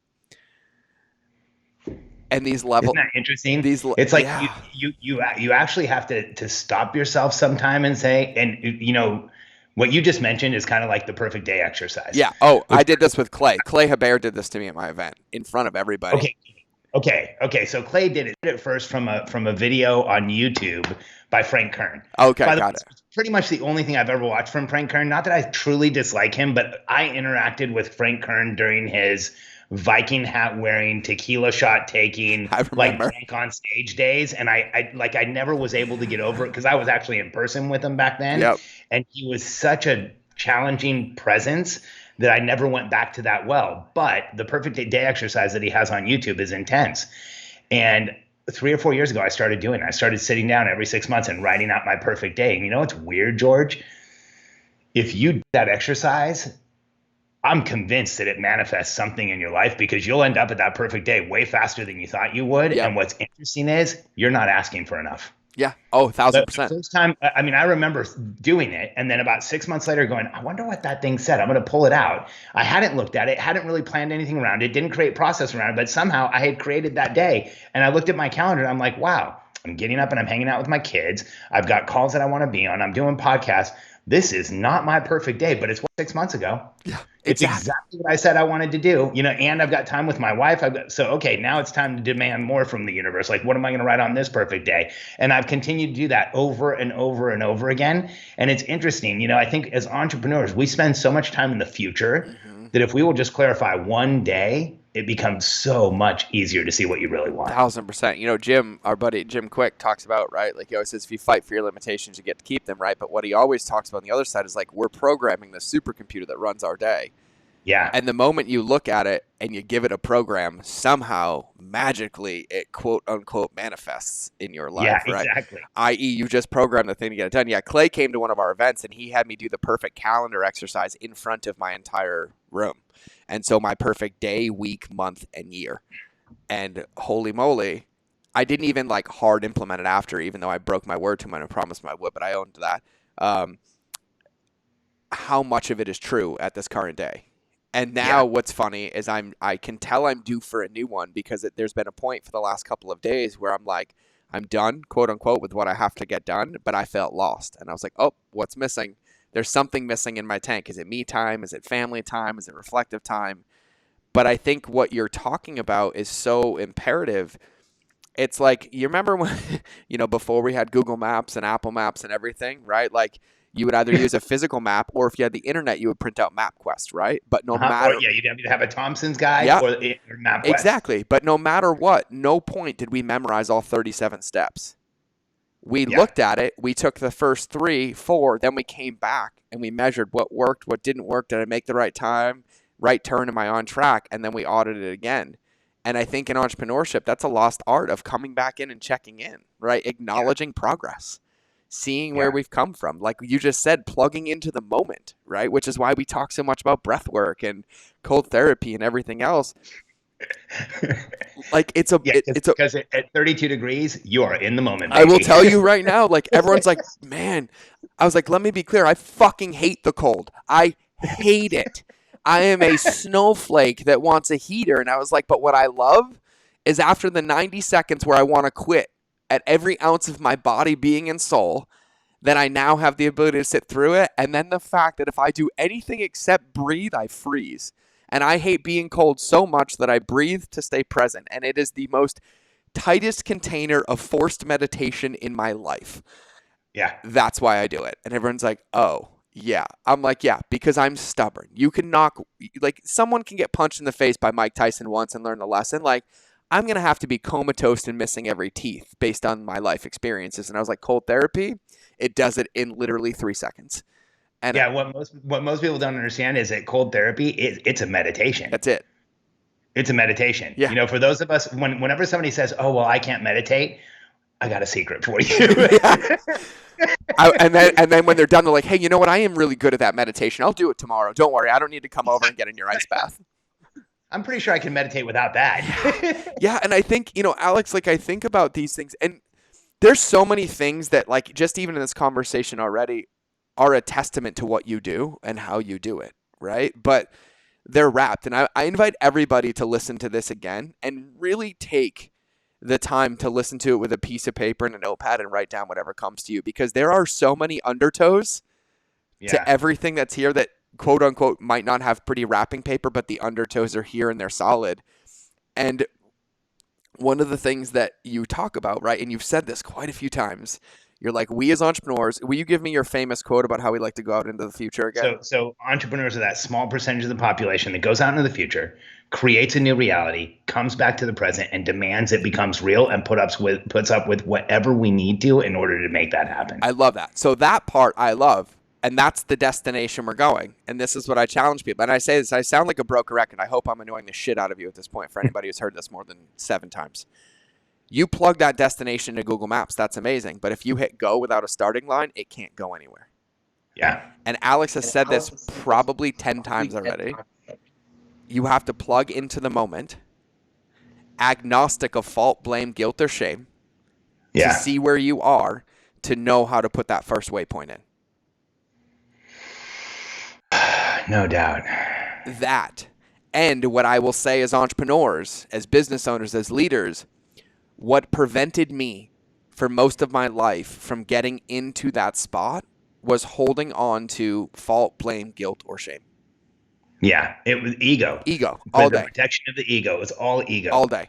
And so when we talk about what can you do, or like I'm feeling anxious, like I just did a podcast with Stefanos on this, and I was like, hey man, and I know him, so I know, like, how to trigger the thoughts with his sexy Australian accent when he yells at you, and it feels soft because he has that accent, right? And I'm like, and they're the only ones that can cuss and it's attractive, right? Like, I don't get it. I really don't. New Zealand and Australia. Yeah, I don't get it. I don't get it. And I was like, so, man, like I get it and I'm feeling this, what do I do? And he's like, sit with it longer. And I was like, oh, you mean I don't state change, avoid it, clap my hands with oversized fingers and pretend it goes away? And he's like, no. Yeah, sit with it longer. And I love said person, and I definitely changing awareness, but there's a point of it where the buffalo is the smartest, most intelligent animal in the middle of Yellowstone. When there's a storm coming, they head directly towards it. And they realize it's the fastest way through. And I think as entrepreneurs, the reason that this is so important, Alex does this, I do this, this is not a game that's supposed to be played alone. This is not a game that is a solo quest. There is no way to win this with I. It's about me, and it's having a group of people, a community of people that know themselves and are loving you from a place of loving themselves that will hold you and allow you to be in this process. Because if somebody hands you a fish, you're going to be hungry in a week. But if they bring you in a container and a community and you align with people, and I mean align with people, like I'm going to soapbox for a second, but get the fuck away from people that make you feel icky. If you have to give your soul away from people that make you feel like you can't be yourself, like you can't be yourself. If you're around a group of people where you have to send your representative, you know what I'm saying, right? Like your alter ego. You're in the wrong group. Yeah, exactly. Right. Like Alex and I have actually had some conversations where he's like, that's a limiting belief. I'm like, no, it's not. And then I was like, boom. And then we go, but like, that's the thing. It's like respecting yourself and being with it. But you have to realize that you Everybody listen to this. We are 100% responsible for where we get to go. 100%. And if you set your game up to win, and when Alex talks about process, structure, and routine, I talk about containers, right? Like I talk about containers. Put yourself in a container where the only path is progress and the worst is neutrality. Like if you set it up the right way, you know where you want to go. You go out into the future. You create that thing. You do that thing. And you're like, this is where I am. Okay, I'm not going to lose 100 pounds tonight. I'm not. But you know what I can do? I can map out what I'm going to do tomorrow morning, what time, and how much water I'm going to drink when I wake up. And then I'm going to tell somebody. And then they're going to celebrate the shit out of it with me, not break me down and convince me I need to give them more money because I didn't fucking do it right. No shit. Right? Because there's a couple of entrepreneurs, and I haven't said this since I was in the military, but I want to reach down their throat and rip out their fucking spine when I see some of the things that they do. And it's important that all of us stand up for our sovereignty and what's best. And we have the ability to do that because there are plenty of people that are here to support you. And that might mean I'm not your cup of tea. Alex is your cup of tea, but somebody's your cup of tea in your flavor. And I don't think this is said enough. I agree with you so deeply, George, that one of the myths perpetrated in the entrepreneurial world is the solopreneur. Mm-hmm. The happy solopreneur, the successful solopreneur. I want everyone listening to understand the words solo and entrepreneurship have nothing to do with each other. It has been made up. It's fake. It's a joke. Fact. Let's go look at the people who are teaching people how to become successful solopreneurs and talk to their teams, because they're not alone, because there's no way you can do this alone. No. And we are evolutionary hunters. Hunters hunt in packs. Hunting is not a singular exercise. It is a team exercise. And one of the most important things for us as entrepreneurs is when we can let go of this myth of the solopreneur and admit to ourselves that our success is only partially ours. It is with the people who are around us. It's shared with our team. It's shared with our network. It's shared with the people who influence us and inspire us. You know, in the time that you and I have been talking, George, like I've had so many ideas. I don't know if you've noticed I've had to take notes over and over again. I want to hear them. I've been like writing stuff down. And here's why. If I had sat in my room today by myself for the last 2 hours listening to other people's podcasts or reading a book or something, I might have had a couple of ideas. But because I'm in this exchange, iron sharpens iron, and we can talk to each other, and I'm listening to George and I'm understanding his experience and it's validating mine so many times over today, I actually feel like I'm in this completely elevated intellectual space where I can think in a different plane of possibility than was even available to me 2 hours ago. Mm-hmm. And that's what entrepreneurship's all about. And George, I totally agree with something you just said, and I don't want us to just rush by it. I think that there's this epidemic in the coaching space today where so many coaches and so many thought leaders are replacing the abusive parent you had as a child, mm-hmm.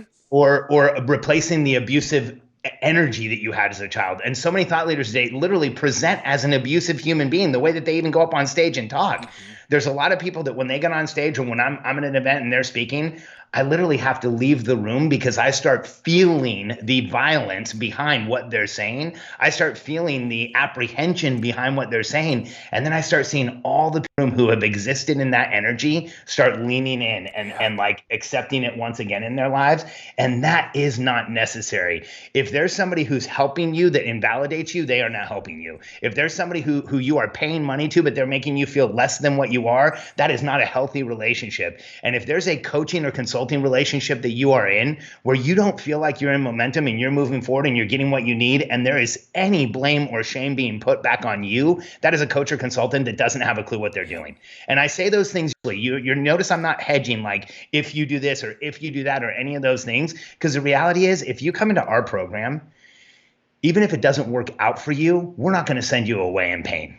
We're not going to send you away with blame. We're not going to send you away with shame, with any of those things. If there's a reason why we didn't work out, that's okay. But it's not an indictment of who you are. And far too much of our world today has become a sink or swim indictment of who you are if you can't my space. And that's just totally unfair. And it comes from a thought leader or leader who just doesn't have the right level of experience. That I'm convinced of that. I couldn't agree more. And I think we talked about this online. One of the problems was I ended up in that container and using them as a measuring stick.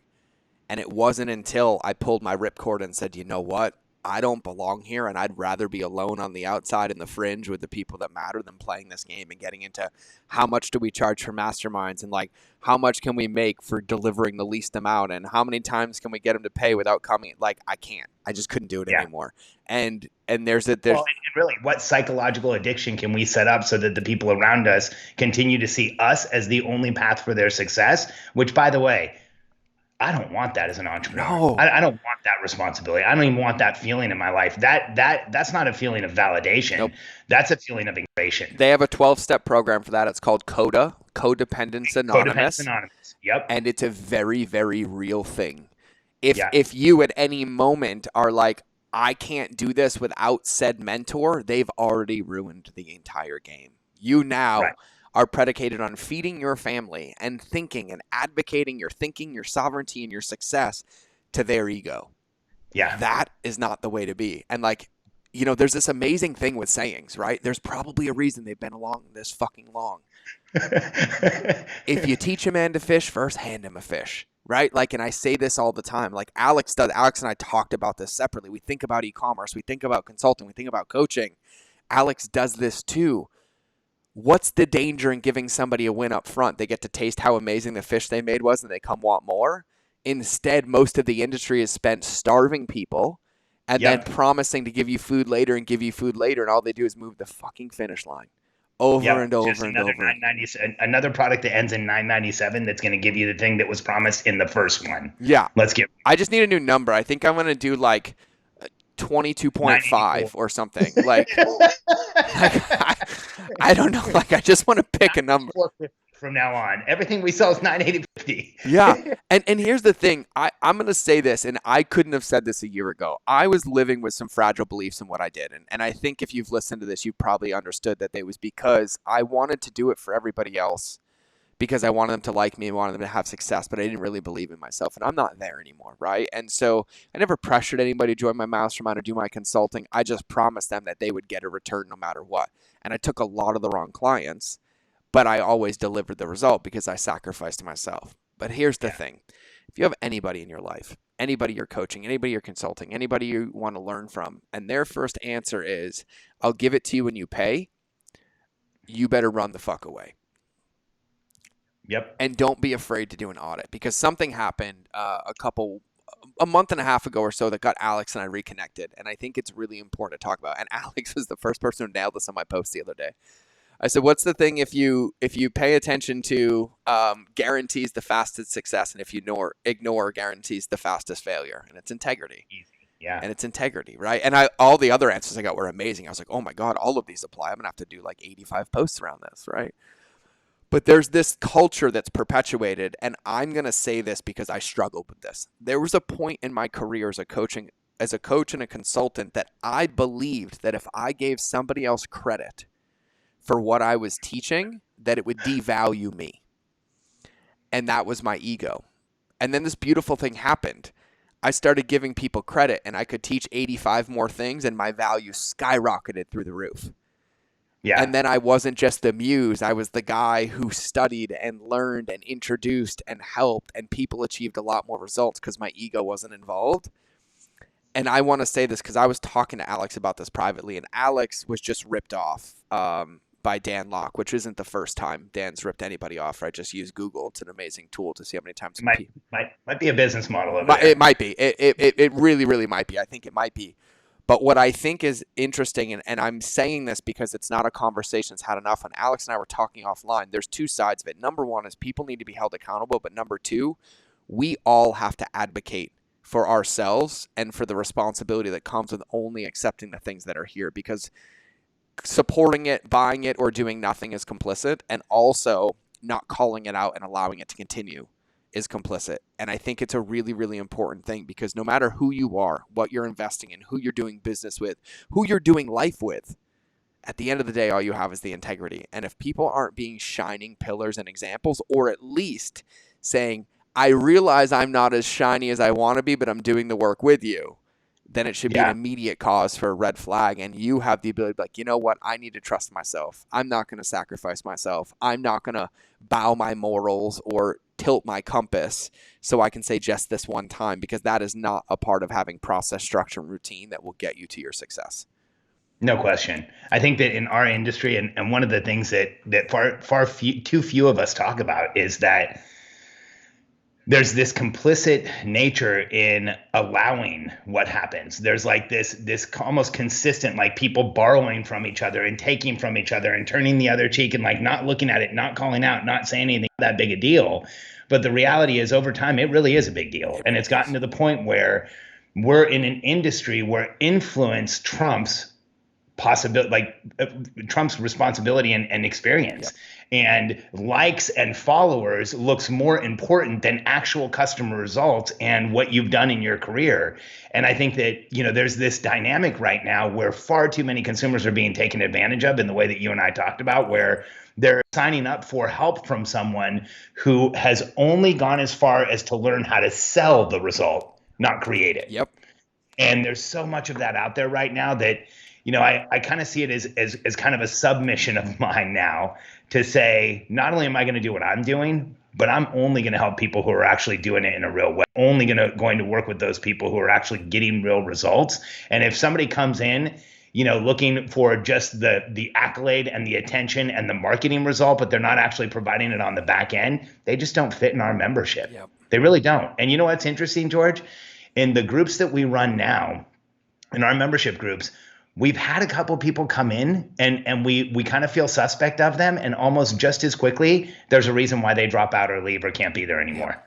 Because it's so fundamentally uncomfortable for them. They can't be around all these people who are authentically actually trying to get a result when they're used to just trying to figure out what's the fastest way to sell this. Yeah. Not deliver it, sell it. Yeah. Yeah. The same thing happens a lot for us too. I mean, it happens in our free Facebook group. I've had the amount of people that come in and then I say them by name in a welcome video and tell them the rules, and then I realize that 3 days later they're out of the group. I'm like, whoa, that was fast. Like, guess I their name's straight out. guess I really wasn't your cup of tea, right? But I think also, it's this openness and willingness. Like when we think about leadership, we think about entrepreneurship, we think about business, we think about success. The finish line is the awareness. The finish line is the awareness of the journey, of the awareness of the process. There's a really good book on this. Jamie Smart wrote it. It's called The Little Book of Clarity, and it breaks down toxic thinking, right? I'll do this when. I'll be this when versus I am this now. And this level of awareness, I think, is one of the keels that we should always have in the water of our boat, right? I stay nautical because I'm a lighthouse guy at this point, right? Like I have to.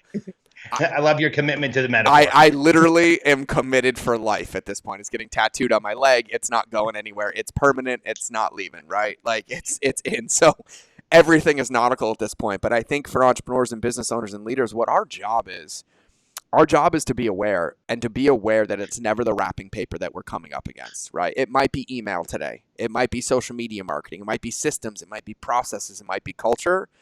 But when we really rip back the layers of the onion, it always comes down to ourselves. Always. Yeah. Always, always, always. And I'll never forget, we did this at one of our events, and I brought Stefanos in, and I don't know, I like to Trojan horse people and ethically, right? So if you add the word ethical, it's okay. So I ethically Trojan horse people. And so people came to the event. I was like, and people know I talk about self-awareness. I talk about personal development. I talk about a lot of those things, right? Because those are the things that we have to work on. They're the supportive muscles that make it able for us to lift or run or do anything, right? It's like sleep, hydration, and food so you can be an entrepreneur. And I was like, hey guys, bring a pillow and be ready at 5 p.m. We're just going to breathe. That's all I said. We didn't tell them anything. And we did an hour and a half of transformational breath work. And I don't think there was a dry eye in the room. There were people purging. There were people screaming. There were people crying. And this, by the way, this is cathartic and awesome, not like anybody getting tortured. Right? No. It's like one of the most transformational experiences you can have, with just your breath igniting all of those reactions. All of them. Releasing so much. And so what I thought was really interesting is that there were two camps that came up to me after, right? Because I didn't tell anybody. I said, hey, we're just going to breathe with Stefanos, right? We gave everybody an out. You can leave at any moment. And then one of two camps. One is like, I never knew this is what I needed. I can't believe I've avoided doing this work. My life is crystal clear for me now. Or I've known I've needed this, but I've never felt safe or confident enough in my body or with the right people to do it, i.e. now my life is catapulting. And when we talk about this, Alex and I, we've talked about a ton. Breath work, structure, routine, processes, systems. But if you think about the undertow, what we've really talked about is the exploration, acceptance, forgiveness, and love of self. Of self, 100%. At every single level. Yep.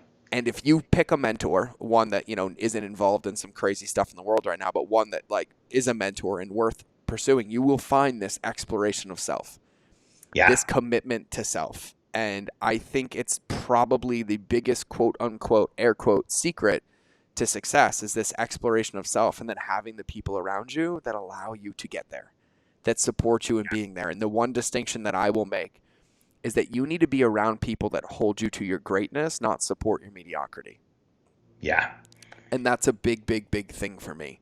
A big thing for me. And so I want anybody listening to this, like as this permission slip, if you're like, oh, I think I'm going to be a successful entrepreneur by just writing more emails or just doing more sales funnels or recording more videos, change the lens a little bit, right? Those things are all projections of the work that's done inside. The success of those things is predicated on the success of self and the commitment to self. And it doesn't mean of like, I'm some woo-woo woke. Like, I can't go sit on top of a mountain and do tumo breathing for 30 days and be warm with no food. Like, I'm not there, right?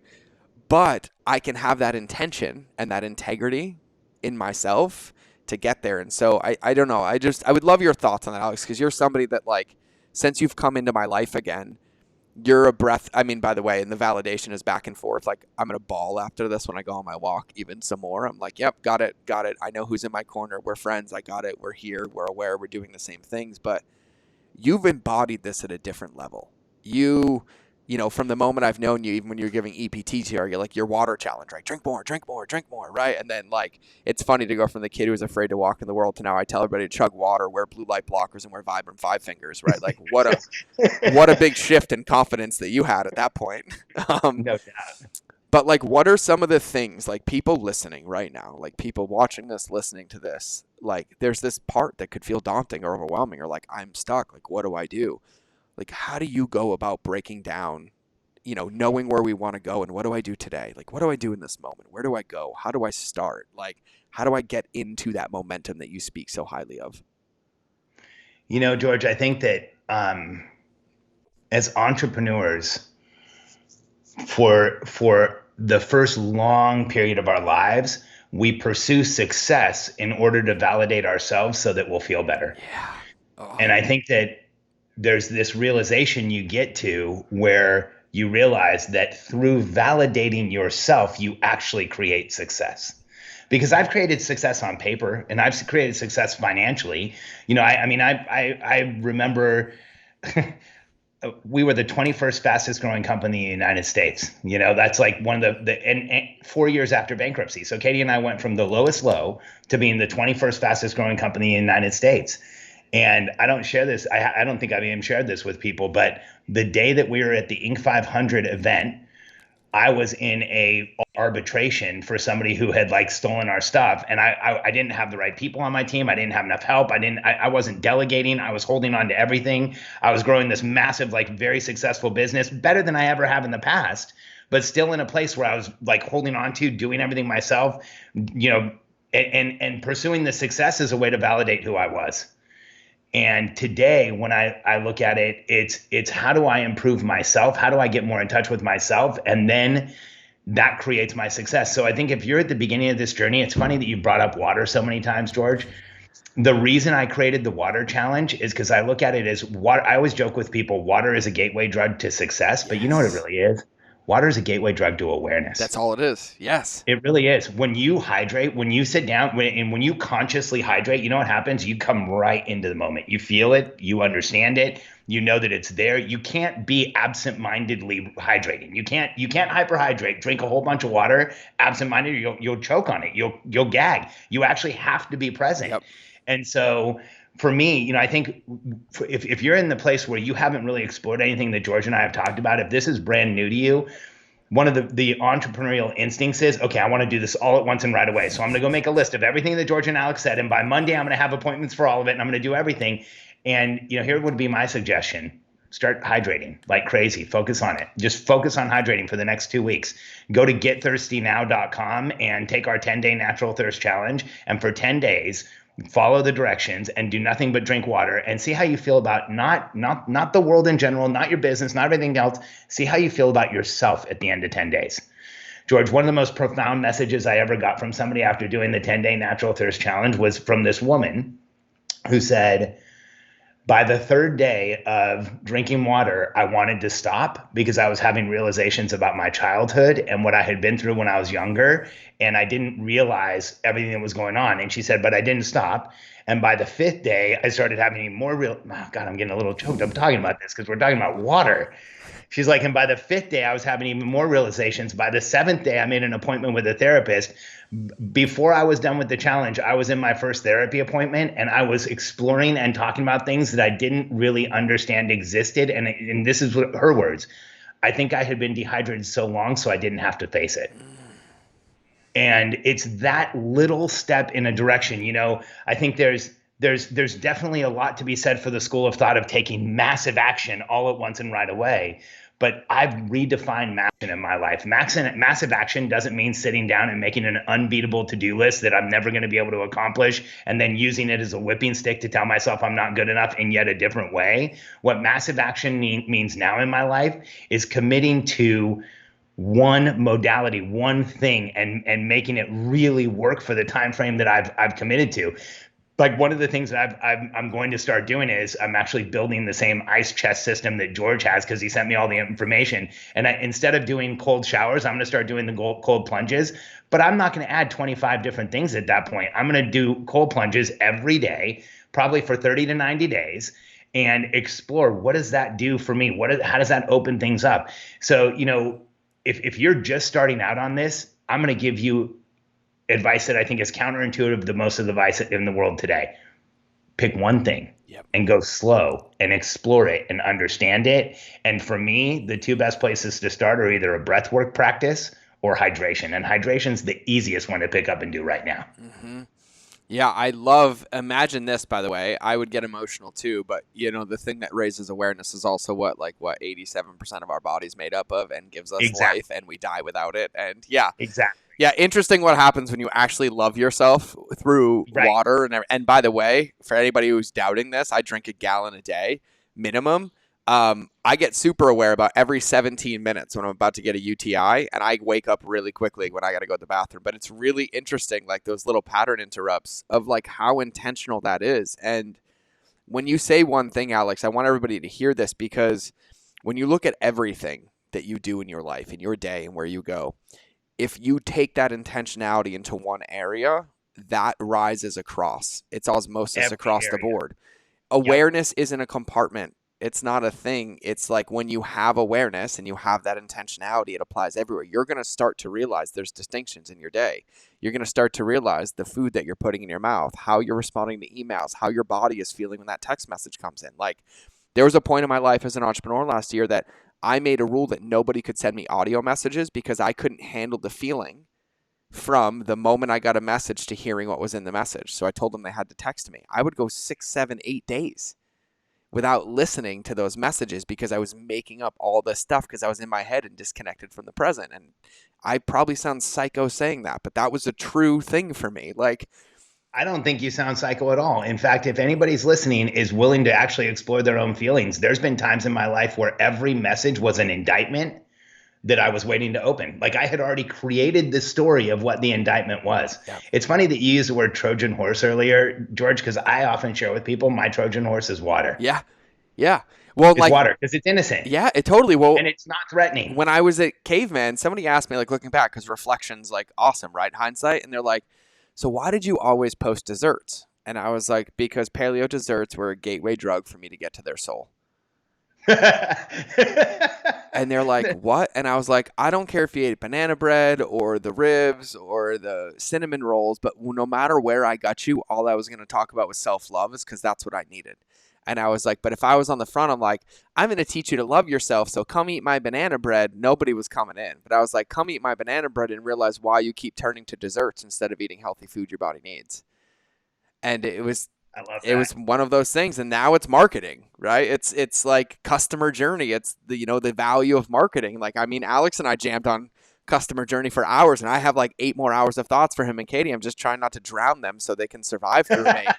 Right? Like, Oh, man, you've already changed the way we approach so many. Like you mentioned it earlier, and I want to make sure that it doesn't get glossed over. If you're not in George's free Facebook group, you need to be for 2 reasons. The first one is it's just an amazing group with a lot of amazing people. I've invited several hundred of my friends to join in the past few weeks.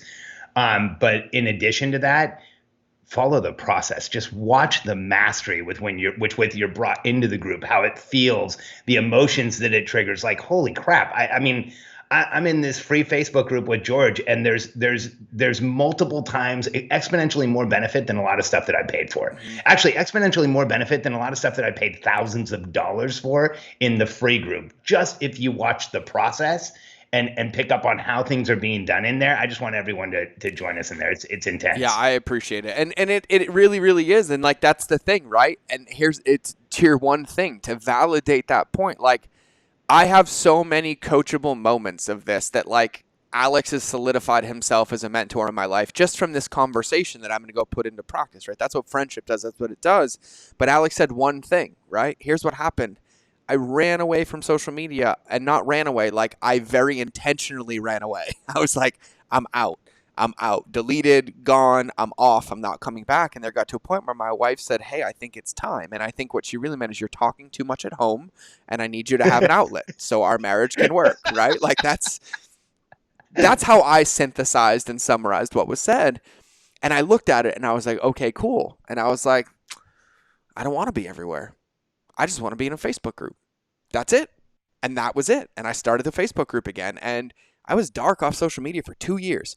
No website, no email list, no nothing.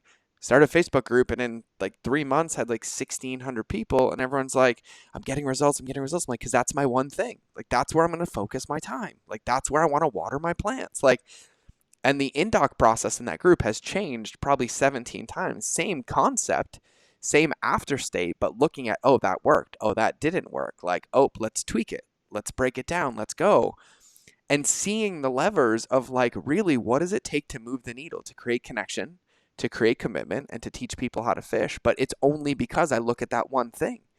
Yeah. And some of the biggest mistakes when I come into companies, right? Like, and I will share this right now. I can't believe I've been paid $50,000 to teach this shit. Like, ready? And this is going to really devalue me while valuing me, because I own it at this point. I come in, and the number one question, okay, so we're going to be on all the platforms at once. And I was like, okay, yeah, nothing like giving a 20% effort to 10 different things and expecting a 100% result, right? Well, how do I know which one to be on? How do I know? Well, I was like, oh, cool. I said, what's the first app you open on your phone in the morning? Like Instagram. I say, great, delete every other platform. I'm like, why? I'm like, your avatar's an Instagram avatar. Done. And they're like, how do you know? I'm like, I know. I'm like, I don't need to do research. I don't need to do demographic. I was like, I know. I was like, that's what you're attracted to. That's what you'll attract. Go all the way in. And then all of a sudden, 3 months later, like, our business quadrupled on Instagram. And I was like, because it's not a chore and it's not a doing this, it's a beingness. Because you would have done it anyway. And I was like, and when you start being is when you become a lighthouse. When you start doing is when you're a snake in the grass. And I was like, what most people don't talk about, and I've done this before, what most people don't talk about is this. You can have good video, you can have good image, you can have good copy, but what you can't script is feeling and congruency. The energy. Yep. And I've gone to companies who I've not touched a funnel, I've not touched a copy. I've gotten them grounded and re-recorded an ad, and it went from a 0.3 ROAS to a 5.7 ROAS because of how they were being in the video. Not the words they were using, anything. And it wasn't anything to do with marketing. When I say nobody has a marketing problem, everybody has a relationship problem with yourself, your team, and your customers, informed in that order, yourself being the most important part.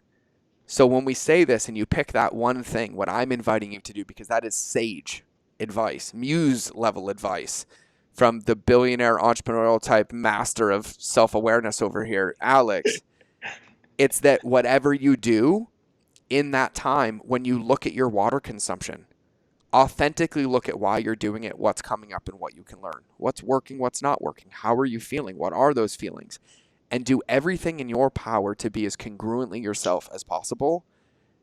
And there will be absolutely no measuring stick for the level of success that you get throughout everything that you do. No question. No question. None. I shared this quote in my event this week, and a lot of people like wrote it down, and it resonated with everyone. Um, and it's, until you are willing to take care of yourself, you will not defend and protect yourself in this world at all.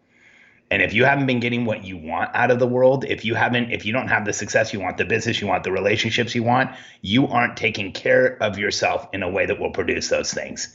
And it is so hard to see, because that's not the reflection we get from the vast majority of the personal development world. In fact, the reflection we get from the vast majority of the personal development world is the more you abuse yourself, the more success you will experience. We see this all the time. And the fact is, through the path to the success you want, it goes through self-care 100% of the time. And until we're doing it in a way that's valid and real and actually supports us, we will not make the choices we need to have the success we want. Nope. And you'll know who I'm talking about, but you can't out hustle your self-care. Nope. You can't. And so, I know exactly who you're talking about. And it doesn't matter how many videos you get on and yell at everybody about how angry you are and how big your business is. Success doesn't mean you have the gross revenue number. Nope. Success means you actually are in a place where you appreciate the gross revenue number. And I've never said this on a podcast, but I will say this because this is what breaks my heart. I grew up in a broken home. I didn't have parents. Yeah. I had parents who were addicts, right? Entrepreneurship is an addiction as well. Dopamine validation and reach is an addiction as well. And I will never support you, quote unquote, hustling more to live in a toxic thought life of, when I do this, I'll then do this. Well, the only people that suffer in the moment are the ones that you are claiming to do it for, because I will never support somebody training their child that work is more important, or that you only get to see me 3 hours a week, because I'm, quote unquote, hustling. And so in everything that's here, understand more than ever. I don't talk about the fragility of life a lot. I've witnessed a lot. I've lost 28 Marines. I've witnessed 3 of them. I've seen death on a level that nobody should ever see. And it's in a moment's notice, it's gone. And our job, drink water, be present, be aware. That's when the needles move. That's when the impact is amplified, because it's grounded in what it's supposed to be. And so you take these practices, but plug in as much as you can, and don't be absolved. I get unplugged. I get afraid. I get triggered. I couldn't sleep last night. I was having nightmares about crazy stuff that I'm like, I couldn't script this for a television show. Like I couldn't. And I woke up and I'm like, fine, that's okay. Plug back in, plug back in, plug back in, plug back in, but plug back into yourself, and make sure before you go to the world that you are in yourself first. Do not go to the world seeking self from a place of whole. It's going to fill me. I'm going to get something. I forget 95% of the things that I post on social media, and I forget I posted them. And now my practice is making sure that if it's going out, it's already clear and I'm through it to the other side. So do your water, do your practice, grow in silence, and share the results of the gardening. Share the results of the harvest, not, the process of all of it. So pick a practice. There's so many things, Alex. I just want to plug a USB stick into people's brains that took me so much pain and trauma and collateral damage to learn. And I was like, I get that was my lesson and everybody has to do their own. But I'm like, what I love about you, and you're a shining example of this, is that you live it, right? And just so everybody listening, Alex and I were going to do this podcast yesterday. Nope. Because his daughter had something that was important to him. And of course, my only answer is, hell yeah, you better, right? Why? Because that week I sacrificed family time for something I shouldn't have. And I learned a lesson in that text message from Alex. And it happens all day as long as we're open to receiving it. And that's the game. Be open to it. Reward yourself for it. Acknowledge myself. And then be proud of myself that I did it. Yeah. And surround yourself with people who are doing the same thing. 1,000%. Surround yourself with people who are doing the same thing. If you're in a mastermind where they're talking more about gross revenue than they are profitability, or they're talking more about social media metrics than they are how much time you spend with family, or they're talking more about how you're going to grow this business is going to change everything without really focusing on yourself and changing first, there's probably a high level of toxicity in that environment, and you probably feel it and you're in denial. Yeah. And so lean into the feeling of that toxicity and understand that it shouldn't feel that way. No. And you said is so crucially important. I think that, my way of helping entrepreneurs to become wildly successful is to precipitously and exponentially lower the pressure and noise in their lives. And today in the entrepreneurial world, unfortunately, most of the examples we get, it looks like in order to be successful as an entrepreneur, you have to put up with more pressure and noise than anybody else. And that is just a fallacy. It's not true. And it's being perpetuated by people who are addicted to the state of being overwhelmed so that they don't have to face what's really going on with them. Mm-hmm. And like I said, I'm not going to name any names, but I'm sure you can guess some of the people that we're talking about. But once you get behind the scenes with some of the most wildly successful people in our space, what you find is people who are upset and frustrated and anxious and triggered right before they walk on stage to change everybody's lives. Yep. And then on the That, other side, the ones that aren't talking about it, you find with success, you do realize one thing. They spend more time with themselves and the people than they anybody love else. without any influence of the outside world. Yep, 100%. And it's taken me, and like I'll share because I think it's important to talk about. A lot of people here, you know the companies I've worked with, you know who I work with, but you notice I don't call them friends. I don't. And I went through a period in the last 2 years where I didn't have any quote unquote friends. And I couldn't. And then magically, when I stopped looking for them and I wasn't collecting them, that they're all there now. Alex being one of them, Brad Costanza, another one, and Stefano Stefandos. And then my number two, my number one, really Tyler, who is like my brother in arms who spends every moment with me. And like, I have everybody I need in my life. Everybody. And I think it's so important to spend the time utilizing those and being in relations with those and being with those people that support us, and then the collection of those and those gifts and what they bring out of us, and then sharing that with the world. It's an Yeah. abundant game. It's an abundant game. And really, at the end of the day, we don't even know if the dollar's going to fucking exist tomorrow. So let's just be really frank about this one, right? Currency is going to be food, water, and ammo. And I have plenty of ammo, so we're good. But I think it's really important to just keep that measuring stick and the barometer on like what matters, right? And be really plugged into it. And Alex, I love that you say this. You have such a perspective and such an expertise with this. I just love it. And Elp to Kin on my podcast, the Monk podcast that we listen to, I'll never forget this. You say it, right? You say being present and aware. And we talked about like the industry and how it's like this perpetuated coaching and blah, blah, blah. And he's like, he did this whole rant on like, oh, they go to a weekend meditation retreat and they think they're a meditator, right? They can teach meditation. He's like, I sat in a monastery for 9 years and I couldn't even count to 15. And he's like, so you can start teaching it when you can count to 100. And he's like, it took me like 10 years to get there. And he's like, and if you can't take a shit without your phone, you're not living. And I was like, God, there's so much wisdom in this. There's so much wisdom in this. And then now every time I go to the bathroom, I'm like, no phone, be present. What am I feeling? How do I lean into it? And I get it. But I think the undertow of everything we talked about, man, it's self-awareness, it's self-love, it's acceptance, and it's and I love your definition of, massive action, right? Like I love your definition of the needle mover. For me, it's making sure that the action we take is intentional and disciplined, right? Like intentional being like we know where we're going, we know where we want to get to, and then we have the discipline, or as you call it, the process, the structure, and the routine to maintain that commitment agnostic of feelings, because commitment isn't feelings. And at the end of the day, integrity gets permeated through our industry by being integrous with ourselves, integrous with our words, and playing that game. And I think it's just such a profound, and for those of you listening, this is a Sunday morning conversation. This is my cup of coffee this morning. So I don't think I'm going to even need a cup of coffee today. I'm kind of like jolted on life at this point. I feel the same way. Katie and I are about to go.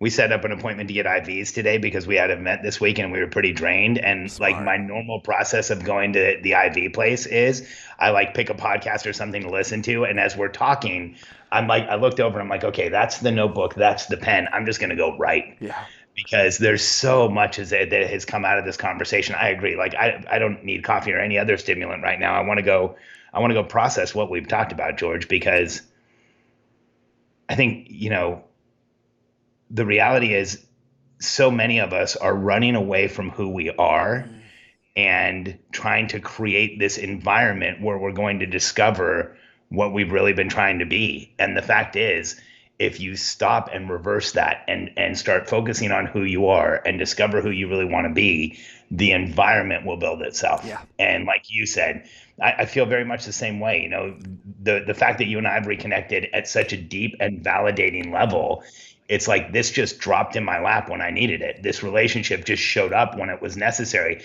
And it's bizarre because it's existed for 5 years on a very weird level. Yeah. Because I went back and looked at like when we first text message, and it's like 5 years ago. I'm like, how did that even happen? I didn't even remember the name. I didn't even know I had your number in my phone until you messaged me and it was already there with your name. And I'm like, this is bizarre. Yeah. And so, you know, to me, the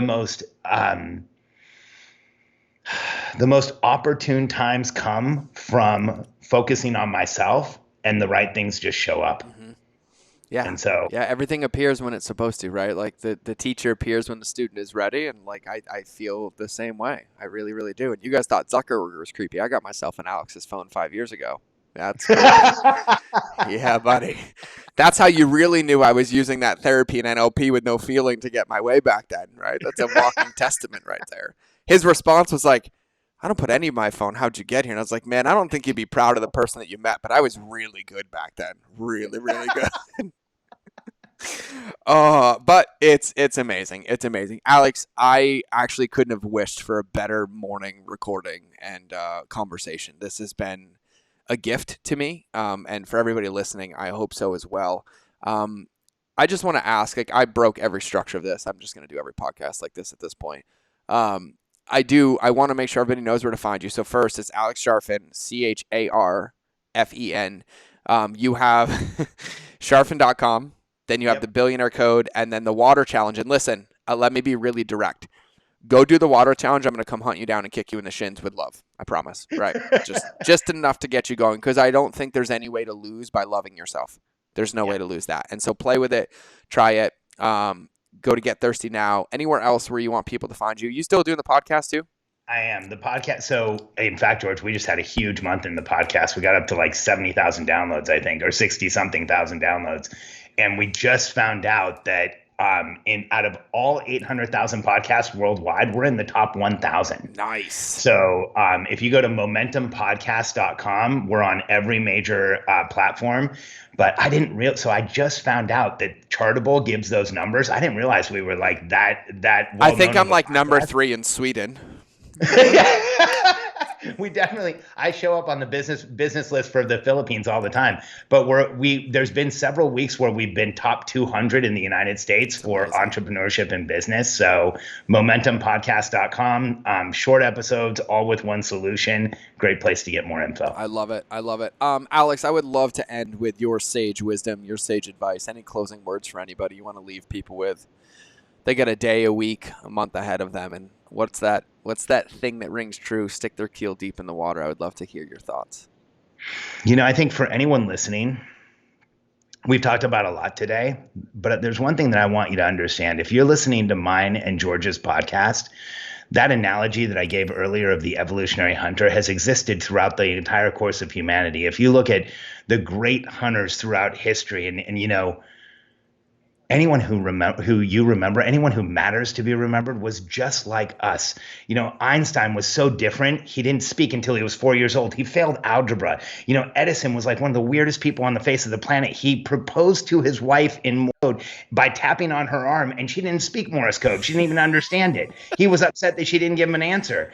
You know, you look throughout history, and the most unique, the most challenged were also the ones who rose to the occasion. Helen Keller, at the time that she was born, should have been put in a sack and thrown in a river. And I'm not saying that judgment wise. I'm saying that's what actually happened back then. Mm-hmm. And she was able to go on and change the world. So for anyone listening, we've given you a lot of different directions to go, but I want to help you with one thing.